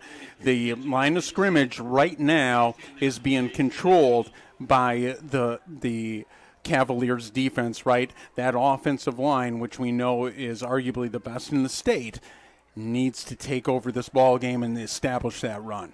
Now we got to have some good play calls that's going to take advantage of that, because right now you got a one-on-one over here on the near side for your receiver. That would be a good place to get the ball. Up top, finds his receiver as a catch. No, it's going to be incomplete as they go outside the numbers again, as that deep throw from Van Leeuwen to his intended receiver, number 2, Maddox Mueller. He's going to bring up a 3rd down and 11 from the 49. They do like that far side numbers call. I would like to see him use more of the middle of the field because there's nobody back there in support. As Lynx offense, 3rd down and 11 from the 49. See, there's nobody back here on Blomgren. There's no support in the back. Motion. It's going to be an encroachment. It's going to be a gain of we shall 3 see. yards. We'll see. I believe. Hopefully the offense didn't draw or false start and draw them off. It is going to be false start on the offense. It's going to drive the Lynx back another 5 yards. It's going to be 3rd down and 16. Good call, Bob, as it's going to be 3rd and 16 from the 44. Lynx in a awkward situation here. Let's see if they use Vasquena on a short pass and maybe try to find Dowd here as Vasquena is on the sideline. It's spread formation. 2 tight ends set with 2 receivers left to right. That's going to be Van Leeuwen. He evades the pressure. He does find Dowd, and it's a 1st down across the 40 to the 35-30. 1st down, they find their tight end. We've been looking for it all evening, and Van Leeuwen, it was basically Van Leeuwen evading that pressure, stepping up into the pocket, and Dowd finding an opening. He just released. 1st down Lynx. When he saw him scramble, he just released and was wide open. Looks like we got a timeout. Looks like we've got a Jefferson player that's down in the back, their secondary. So you talked about, Bob, using the middle of the field, right? Everything's been out. I mean, on throws, majority of this evening has been outside the numbers in go routes, right? And Van Leeuwen just made a play, right? It was heavy pressure, steps in the pocket and finds his tight end. One thing about tight ends, and we've said this all year, is when you have a really good athletic tight end like Dowd, right? Number 8 for the Lynx, it's really hard to cover him because it's got to be an outside linebacker unless you're in nickel formation, which you're never in the nickel or dime scheme. on the defense because you're trying to stop the run. So you have probably an extra linebacker on the field, and your safeties are playing down. They're playing down. I'm telling you, Dowd has to become a factor in these ball games. It's going to be Van Loer with a big pitch and catch to Dowd. Motion, play action. They do find Veskerna on the sideline. It's going to be a gain of about 3, and that's going to bring up a second down for your Lynx as they are moving on offense. Remember, it was 3rd down and 16 off that big catch from Dowd from Van Loer. It brings up a second down in about 6 from the 26 under 7 minutes ago, third quarter. They're starting to play call to get them running one direction and get their aggressiveness and use it against them. Pistol formation, that's going to be Van Loer. He does motion Blomgren from right to left. Tight formation from the receivers. They give it to Veskerna. He bounces outside. He crosses the 25 down to the 23-yard line. It's not going to move the chains, but it's going to bring up a manageable 3rd down here. I got to imagine that they got 2 downs to get 3 yards. I think at this point in time, you're not going to settle for a field goal. You need to get 7 points on the board, so they're going to go 2 downs, I got to think. As it's going to be Van Loer, goes back to the huddle with 15 seconds on the play clock. Lynx coming to the line. Biggest 3rd down of this ball game for momentum-wise for your Lynx. Pistol formation. They give it to Veskerna and more. He runs over a tackler, goes down to the 15, down all the way down to the 9. That's going to move the chains for your Lynx, and it's going to be 1st and goal from there. That was some hard running, and even when a person stepped into the gap, he just bulldozed him right over. Got to like the run there. The offense opened up that hole. Offensive line is starting to gain momentum on that line of scrimmage, and they've done that all year, and they really need to do it in the second half. As motioning his 2 tight ends, that's Van Loer, that's Irie and Dowd, the tight ends. Veskerna again, right off the left side. Does he find the end zone for his 26th touchdown? He does! Touchdown, Lynx, 13-7. He didn't have it. He got hit pretty hard at the 3, and he just moved the pile. And Lynx defense, so it's a little contagious, right, Bob? First quarter, ball's on the ground on the second play of the ball game from the Cavaliers. Lynx capitalize on the big throw from Van Loer to Blomgren, right? Yep. Interception, second half, third quarter, they turn that turnover into points. Mitzel up. It's good. 14-7. Lynx grab the lead with 5:08 to go in this third quarter as we have fireworks right to our right. And we're not talking about football plays, Ken. We're talking about pyro. As the Lynx capitalize on that turnover, they are leading in the turnover battle this evening 2-0, as the defense has been the catalyst. And we talk about what wins championships, right, is the line of scrimmage, dominating the line of scrimmage, but also playing great defense, giving extra possessions to the offense that wears down the other defense really will move your team into a championship caliber team and win championships. You know, we just now, with that being said, we just got a score.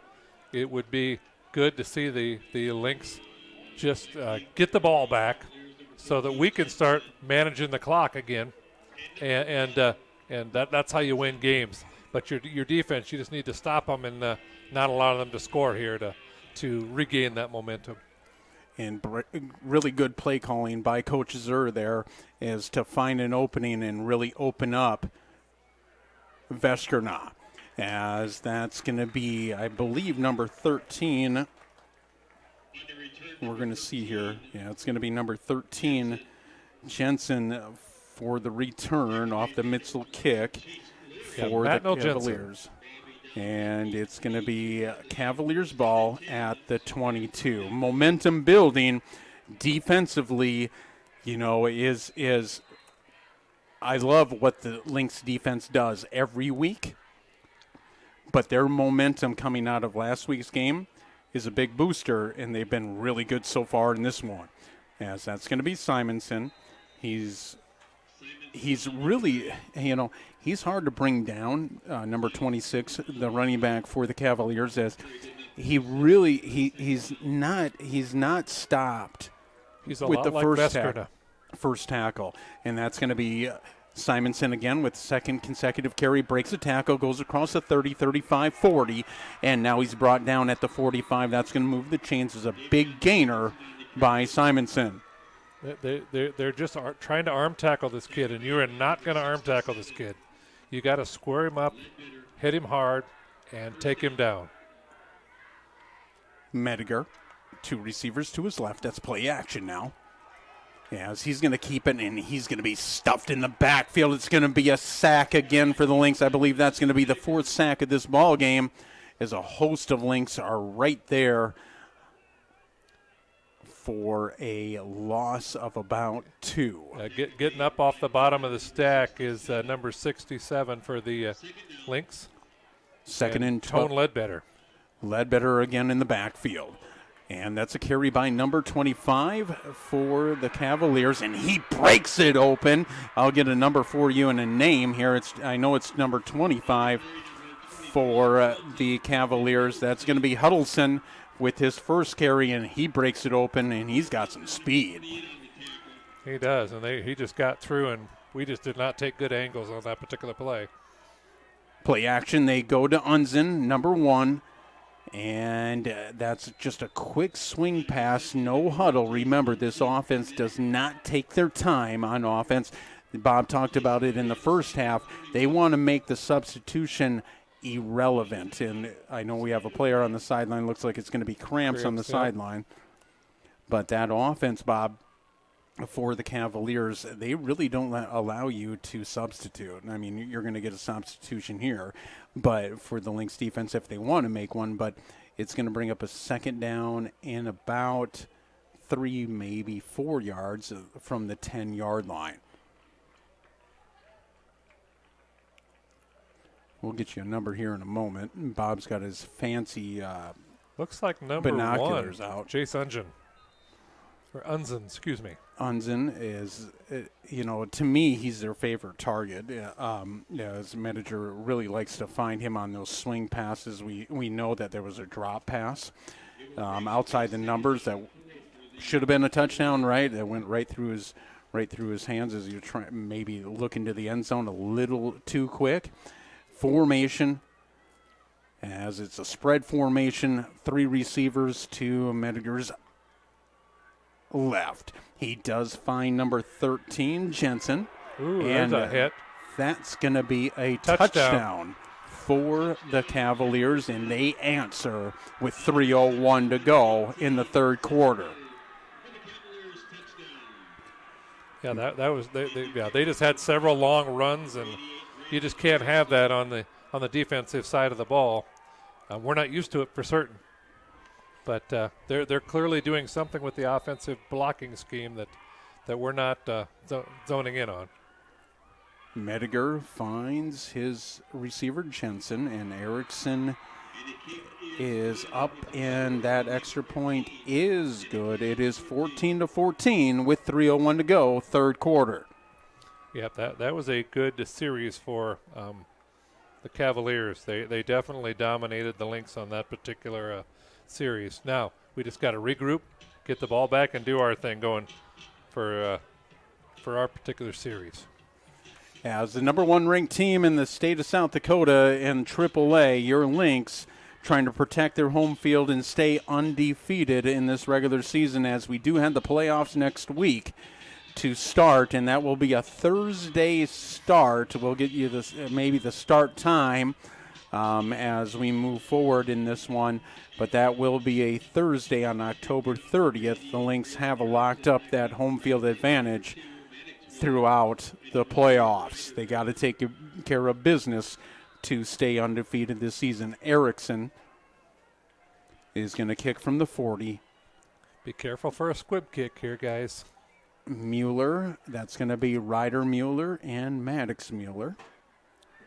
Deep for the Lynx at about the 3, and now they climb up to the 5.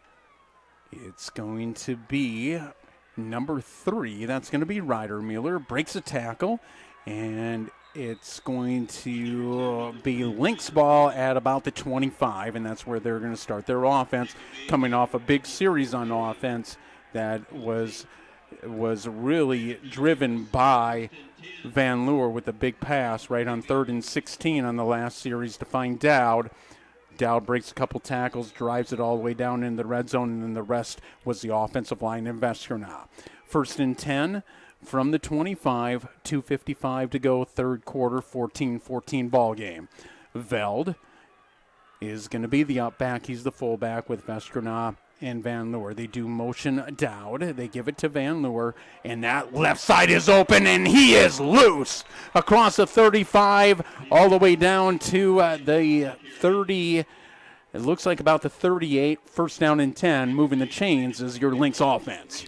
Yeah, that was good blocking there that opened the running space, but it was outside of the tackle, Ken. They're clearly blocking up the inside, so they're adjusting their runs a little bit to run outside and take a little bit of that away from them, at least on that particular play.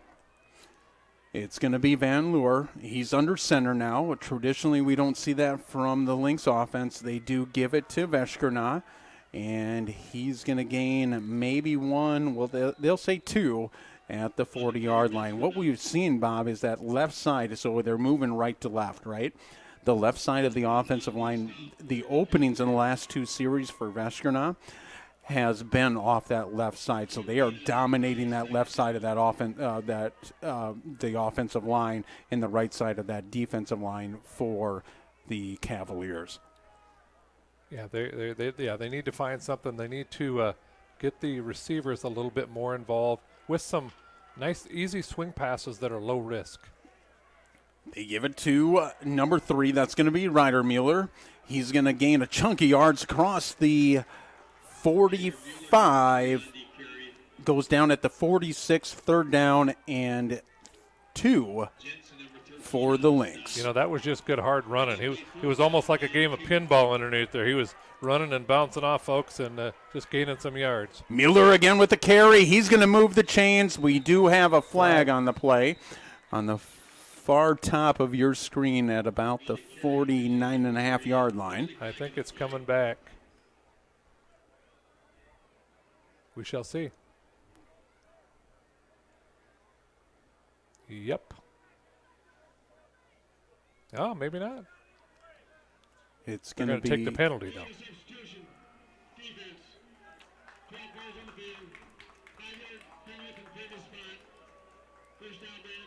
We'll take it. You know what happened there? We went into a hurry-up offense real quick, and it caught them off guard. Yeah, well, that's good. Great call by the offensive staff there, and they gained an hurry up. They're trying to sub. Extra 5 yards. It would have been a 1st down anyways, but with the 5-yard penalty, they gain a little bit more. It's going to be Van Leeuwen, direct snap to Mueller. He's going to go off the left side of the line. He's going to go down at about, let's see his momentum, about the 45, gain of about 3 yards, 2nd down and 7 from the 45. We are under a minute to go, 3rd quarter, 14-14 here in Brandon, South Dakota. You know, we'll take that on 1st down because then that opens up your playbook a little bit. 2nd down and 7 from the 45. Ken's doing his virtual playbook up here to see what he would be calling for this particular play. Motions tight end from left to right. It is play action. They do go to the middle of the field, and Blomgren's there. It's a little overthrown. Blomgren wants the flag. He thinks there's interference there. The refs let him play as it's going to be incomplete. You talked about, Bob, now do we start using the middle of the field? We've seen majority of the throws now come to the middle of the field, so the coaching staff is making that adjustment. It's going to be 3rd down and 7 from the 45 with 9 seconds to go, third quarter. And he did have inside position there. I'm not down there on the field, but it looked like that they're going to let him play. So that better go both ways. Veskerna, the carry. He's going to go across the 45 down to the 43-yard line. That's going to do it for your third quarter. It's going to be 4th down for the Lynx offense when we start the fourth quarter. Let's go over our Lynx TV sponsors, Bob. All right, our All-American sponsors are Alliance Communications, Aspen Ridge, Coca-Cola Bottling Chesterman Company, Midco Communications, Sanford Health, and Sioux Valley Energy.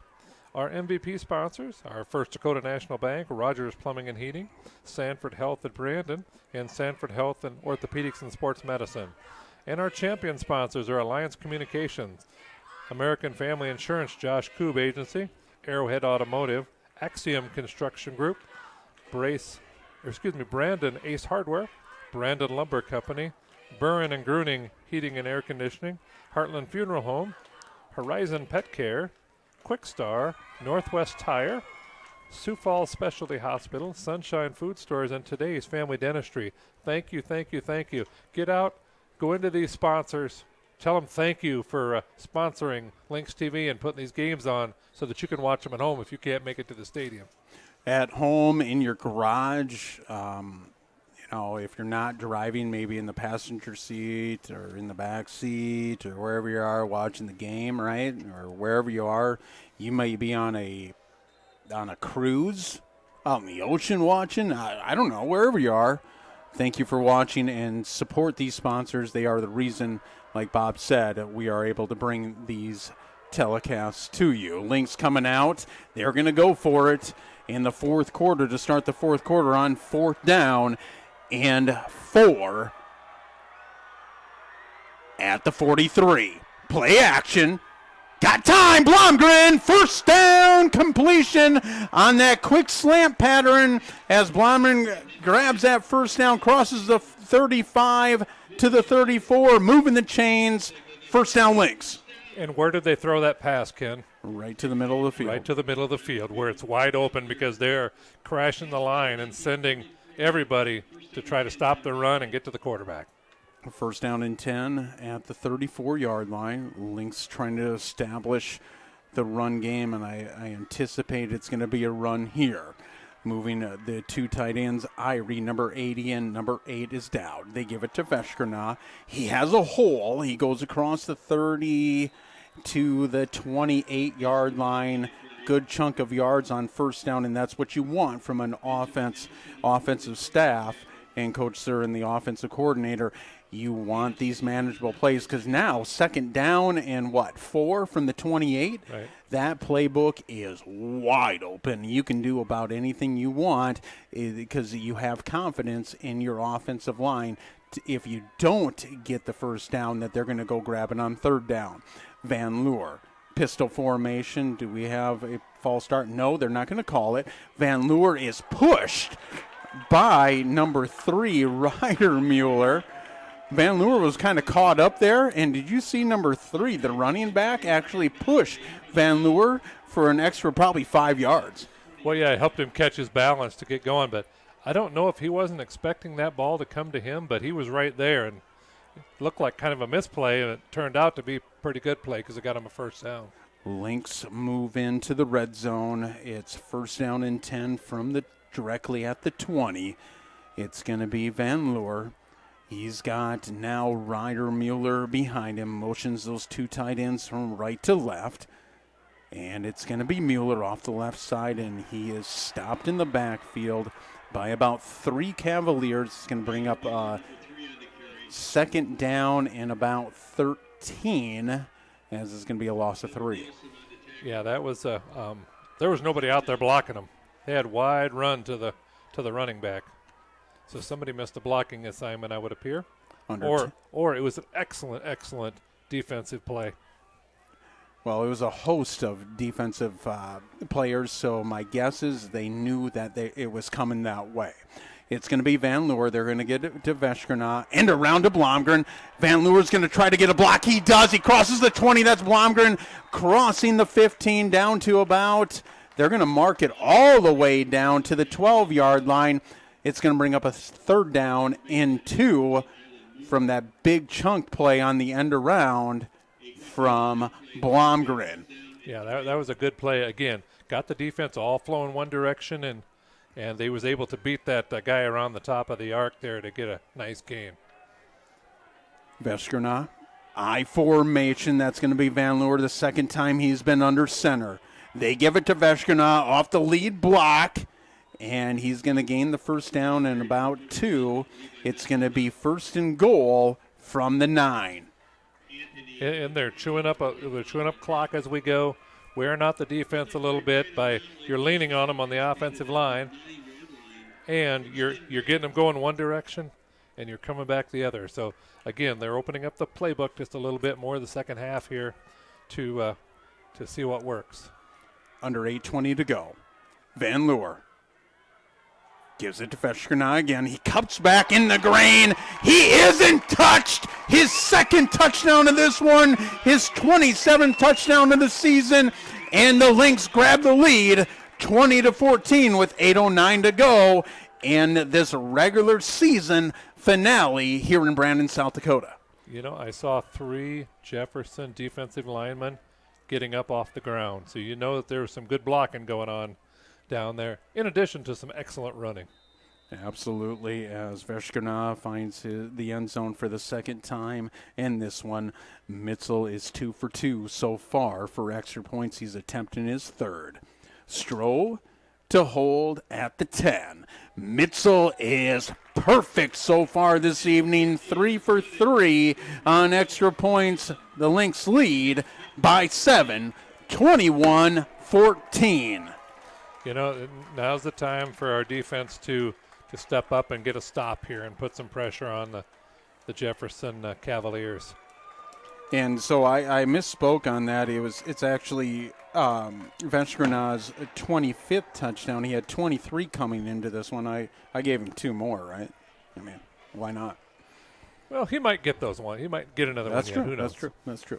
25 touchdowns so far in this season for Veskerna is a lot. And when you think about a football field, and I know he's now went over 100 yards. I don't know if he's quite at his average of 159 yards per game, right? But he's that offensive line starting to take hold. But that was a beautiful cutback. Yes. The vision. Okay, you can break tackles and you can do all that. You can be a strong runner, but from the running back position, it's all about vision. And that cutback was beautiful there for the touchdown. Mitzel, he does kick it to number 13 for the Cavaliers, and he breaks it open, crosses the 50, still on his feet to the 45. There's a flag on the play, right about the 29-yard line. That probably tells me that it's going to be holding at about the 28. It is. They saw the official. And that's going to bring it back. So it's going to be, I believe it's a spot. No, it's not a spot foul. Yeah, but they don't get to come to the end of the run. Right. They got to go from that point and the penalty back from there, I think. But I'm not an official, or I'd be wearing the black and white shirts.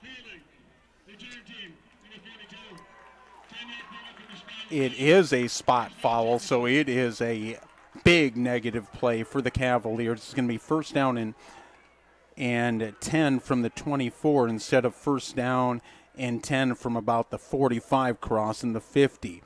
That was a big return by number 13, Jensen, for the Cavaliers. Cavaliers trying to tie this one up. That's going to be Mediger. Lynx defense trying to hold here with 8:01 to go. They do give it to Simonson. He breaks it open off the right. He gains a big chunk of yards as he's going to move the chains with a gain of about 13, maybe 14 yards. It's going to be first down for the Cavaliers. We got to have our defensive ends get out and make him cut towards the middle of the deal versus get into the outside, because he's got not only speed, but he'll run you over. Quick pass from Medgar. I believe that's going to be Unzen with the catch. And it's going to move the chains also. It's going to be a gain of 10, as we've seen a lot of that from the quarterback, number 17, well, they can't play Medgar. until the... That's going to be Simonson. He breaks a tackle, goes across the 50, breaks another tackle, goes down to the 45, 44-yard line. He moves the chains again for the Cavaliers as they cross the 50 all the way down to the 44. They got to wait until the officials or have got the chains set before they play, though. Medgar. Play action. He does have some running. And that's going to be free play as Williams, the outside linebacker, they're going to call a late hit as Medgar arguably was down on the ground on the slide. He gave himself up. And that's going to be free yards.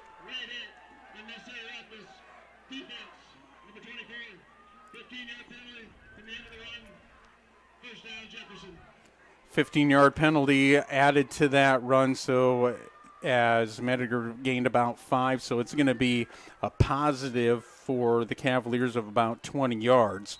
It's going to bring up first down and 10 from the 26-yard line. Empty formation. I believe they're going to motion. No, they do not. They do go to number 13, Jensen, and we know he's been dangerous run after the catch.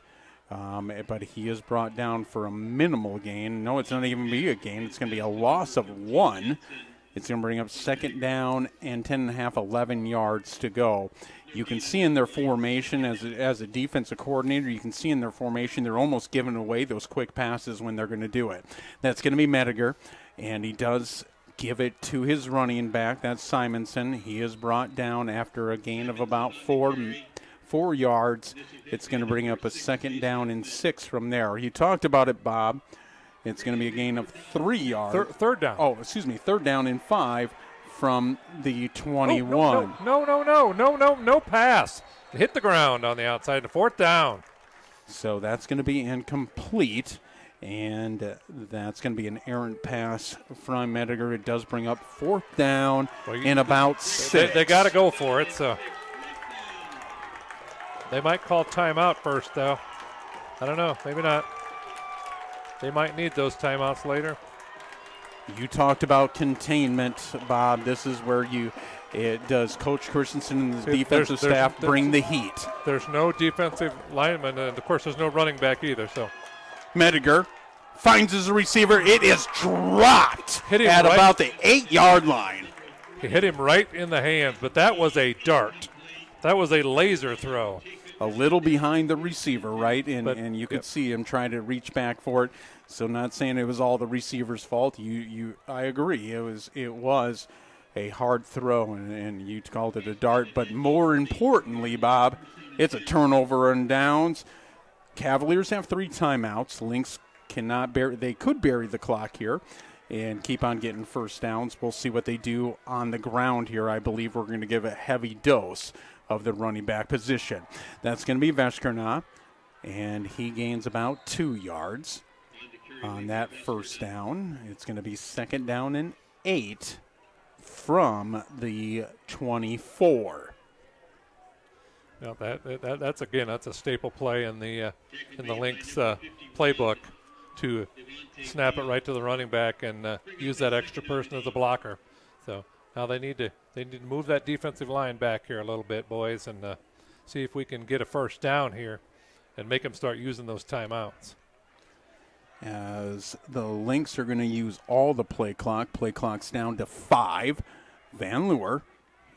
Play action. I said they're going to go on the ground, and I believe that's interference.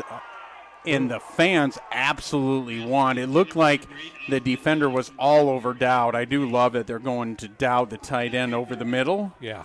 And it's a no call, right? I mean, it's what's called on the field. You got to play the play. It's going to bring up a third down and 8.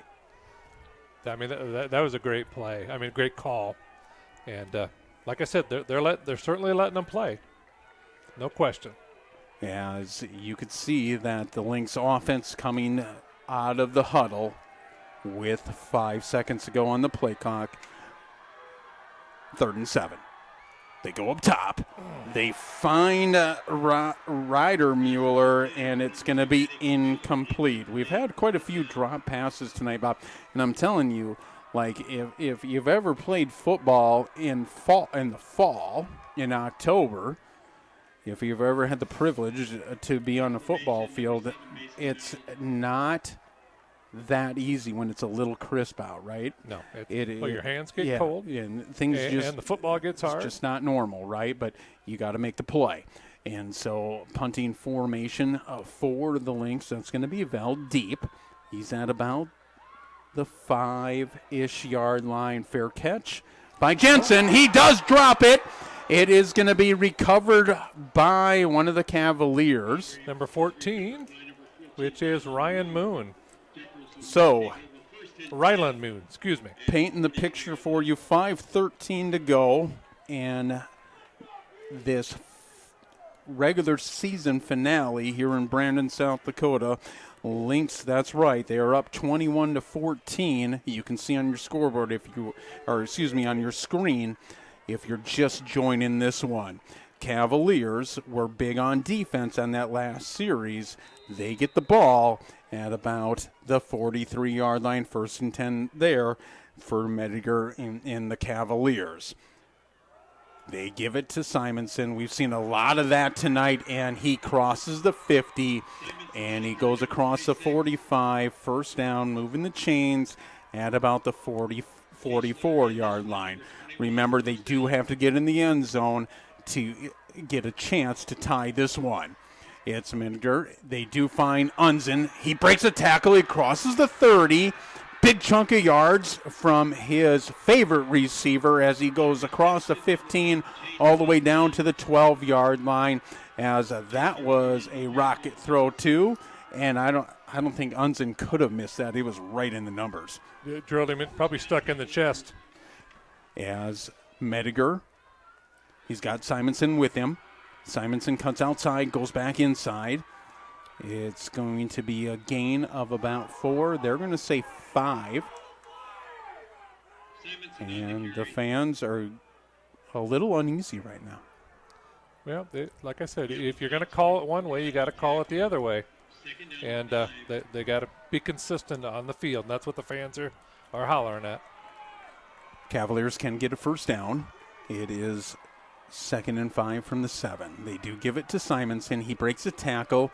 Does he find the end zone, or is he stopped short? He is stopped short, but they do gain a 1st down. It's going to be 1st and goal from the 1. Yeah, they're doing a good job on their run game, and Brandon just hasn't found an answer for the running back in their blocking scheme. 1st down and goal from the 1. Late substitution for the Lynx. Williams came off hobbling a little bit. Extra lineman. They do give it to Simonson. Ooh, nice hit. He is brought down in the backfield by number 29 for the Lynx. No gain on the play. Lynx defense coming up big right there is number 29 for the Lynx is Cooper Veld. Mediger looking to the sideline, looks a little bit of a confusion there as it looks like they may have an audible there.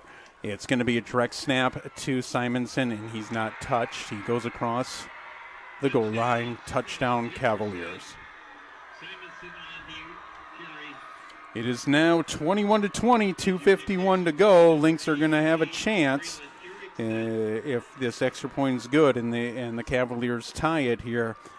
The Lynx are going to have a chance to win this one out on this crisp Thursday evening in Brandon, South Dakota. Erickson on for the extra point. It's up. It is good. It's a tie ball game. Well, we have about 2 minutes and 51 seconds here to get some offensive plays to get down into scoring position. We do have a pretty reliable field goal kicker, so we don't have to get a touchdown here. Absolutely. As the Lynx, it was a big chunk of yards from Simonson and also Unzen on that throw, as Unzen, gained at least another run after catch, probably 15, 17 yards there. So biggest series of this season for the Lynx, and it comes in their last game of the regular season. Maddox Mueller and Ryder Mueller are back with 2:51 to go. In this one, it is all tied up 21-21 as the team from Sioux Falls, South Dakota, the Cavaliers, their third-ranked team, and the AAA want to pull up the upset as their offense does capitalize on really good field position there from their defense. Erickson, the kick. It's going to be Maddox Mueller. He gains about 8-9 yards. Going to be 1st and 10 from about the 25. They're going to say the 26-yard line. Lynx offense can seal the deal right here with a good drive. They do have 3 timeouts in their pocket with 2:47 to go. Yeah, this has been a very entertaining game to call. 2 very good teams that we talked about on the outset, number 1 and number 3. And they got a chance to put it away and cement their number 1 spot going into the playoffs. Van Leeuwen, he's got Veskernaw with him. They do give it to him, and the Cavaliers know they're going to try to run it, and it's going to be a gain of 1. It's going to bring up a 2nd down and 9 for your Lynx at the 27-yard line. Lynx do not have to be in a hurry here. Like I said, they do have 3 timeouts. I know we got about 2:20 to go in regulation in this one, 21-21. Van Leeuwen in the huddle, breaks the huddle with about 12 seconds to go. Motions Dowd. They look to Dowd on the last series, see if they do it here again. Veskernaw is met in the backfield. He's going to gain 1, maybe 2 yards. That brings up a 3rd down and 8 from the 28, so a gain of 1. Yeah, they're just not getting real good push and blocking against that Jefferson. And I want to call it the front 7 because really they're putting 7 in the box every time. And the safeties are coming down, even though they're a little off the line, to shut down the run. They want the Lynx. If you want to beat us, you're going to have to pass to beat us. Yep, they are daring the Lynx offense to throw the ball. 1:25 to go. Van Leeuwen barking out signals from the backfield. He drops back. Big play. It is intercepted by the Cavaliers. He definitely jumped the route with the pass.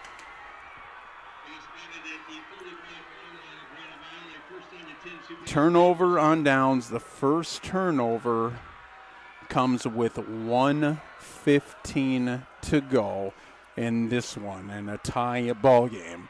Cavaliers corner jumped that route. He must have felt they knew that the slant pattern was coming.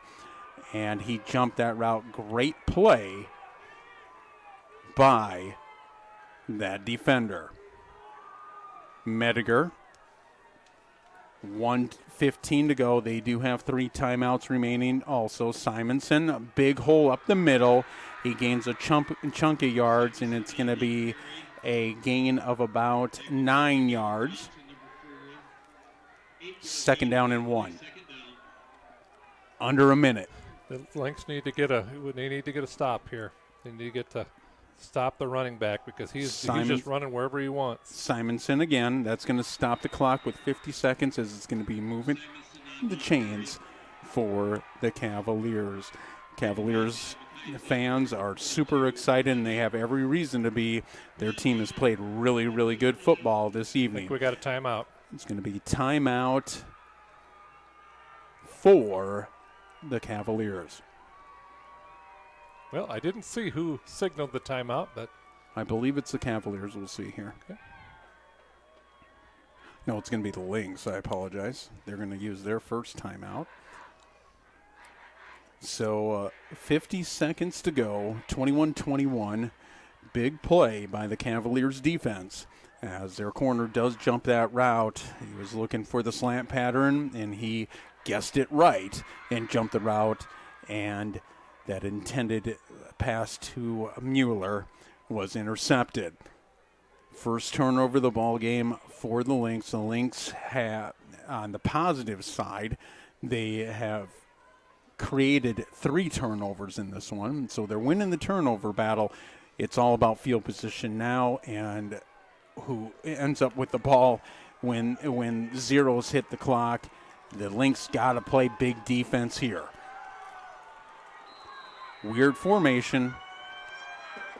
I don't know what it was, but we'll just call it the way it is after the formation. It's going to be Mediger. Lynx faithful are standing up and making noise. Big run by number 25 as he's going to get out of bounds for the Cavaliers. And on that carry, his second carry of the ball game is going to be Huddleston. And he gains a chunky yards on that one, stops the clock with 44 to go. Now Simonson is along with Mediger in the backfield. They do give it to him. He's going to gain the first down and more as he's going to cross the 10-yard line. So it's first and goal from the 9. 35 seconds. Mediger gives it to Simonson. Host of Lynx are right there. If I'm Cavaliers, I'm just continuing to run the ball. Second down and goal from the 6 or from the 5. Simonson is met in the backfield and a big stop by the Lynx defense. There was a timeout on the field. I believe the Cavaliers are going to call that timeout. They're going to use their first. So interesting here, Bob. You can keep the ball on the ground, right? You still have 2 timeouts, so you're going to be able to arguably stop the clock, right? So I anticipate they're going to keep the ball on the ground. They're not going to put it in the air. And so I don't know the kicking stats for Erickson for the Cavaliers, but. No, I do know an interesting fact about him, though. Go ahead. He is the nephew of Adam Vinatieri. Oh, okay. So he has that going maybe, for him. Maybe there's something in the bloodlines there. Maybe. You never know. No, I don't know how he's doing this year. I didn't get that information from the coach, but they were nice enough to provide some information about their players and wanted to pass that along. But we've basically got 12 seconds.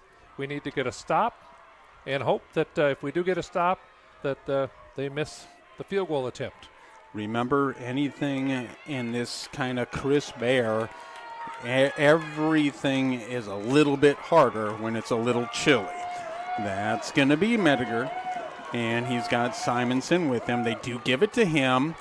He cuts it back. He is stuffed right there. It looked like he just wanted to run to the middle of the field and go down. Yep, and so the Cavaliers are going to bury this one all the way to the 1 second left on the clock.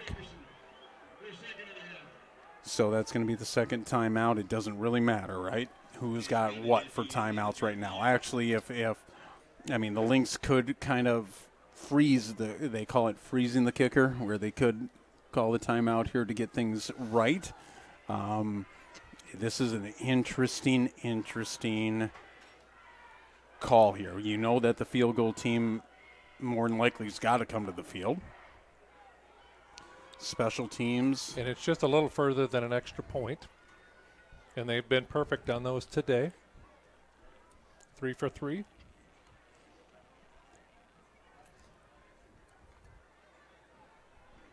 So, very close. We've got a 21-21 game. 1 second to go. They're bringing on their field goal kicker. It's going to be a 28-yard field goal attempt by Erickson. You got to execute it. You got to get the snap back.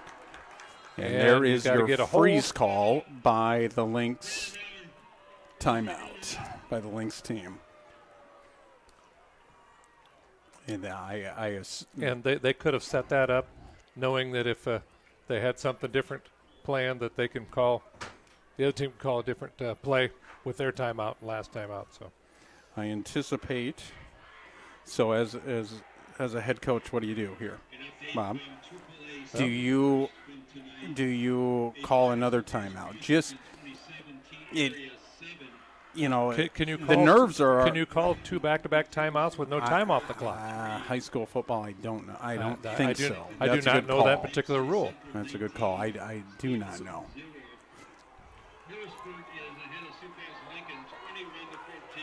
Harrisburg is leading Lincoln right now, 21-14. The most important play of the season comes right now.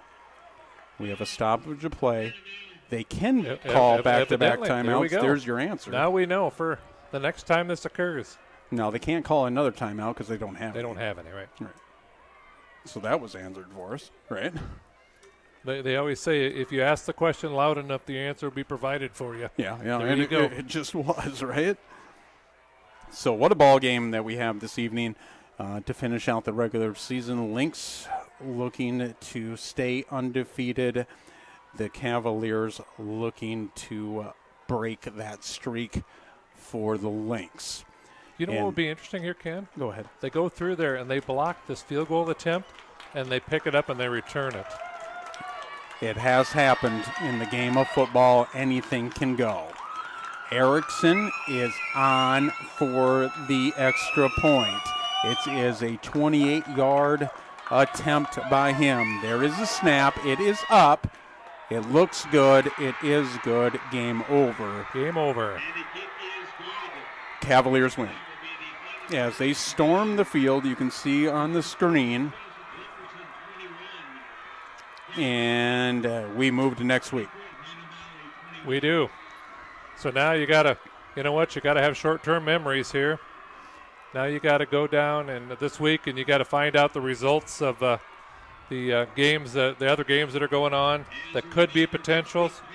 Out West River, they've got Rapid City Stevens and Rapid City Central are playing for a spot in the playoffs.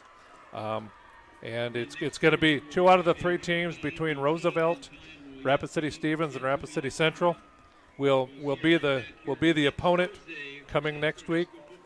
We will not know necessarily the game times at this point in time, but we will let everybody know. They'll be posted online so that everybody can come out here and support your team next week. Lynx fall this evening, 24-21, as the Jefferson Cavaliers walk into Brandon, South Dakota, and really upset the number 1 ranked team in AAA, and now that goes out the door. There is everybody's 0-0. Both these teams are now 0 as the final goes here. They're both 0-0. The regular season is over. Now you go into tournament time, and you got to be playing good ball here. This coaching staff needs to regroup this team and really, capitalize on what they need to do here as they move into the round 1 of the AAA playoffs in South Dakota. Okay, so this win, just for playoff perspective, Brandon's going to be the number 1 seed by virtue of winning the head-to-head competition with Lincoln, regardless of what Lincoln does here. But Jefferson is going to finish with a record of 6-2, but I believe that Lincoln beat Jefferson, so if they have the same record. So with that being said, you're going to have number 1 Brandon, you're going to have number 2 Lincoln, you're going to have number 3 Jefferson, and you're going to have number 4 Sioux Falls O'Gorman by virtue of their win tonight, 42-9 over Roosevelt. So those are going to be your top 4 teams that are going to be hosting games next Thursday night on October the 30th. Lynx fall on their regular season finale as they fall to the Cavaliers this evening, 24-21 on a late field goal by Erickson and the Cavaliers off an interception. So Lynx go into the playoffs, the number 1 seed, like Bob said, they will host the opening round of the playoffs in 11 AAA in the state of South Dakota next Thursday, October 30th. For Bob Arnold, I'm Ken McEwen. Have a great weekend. Good night, everyone.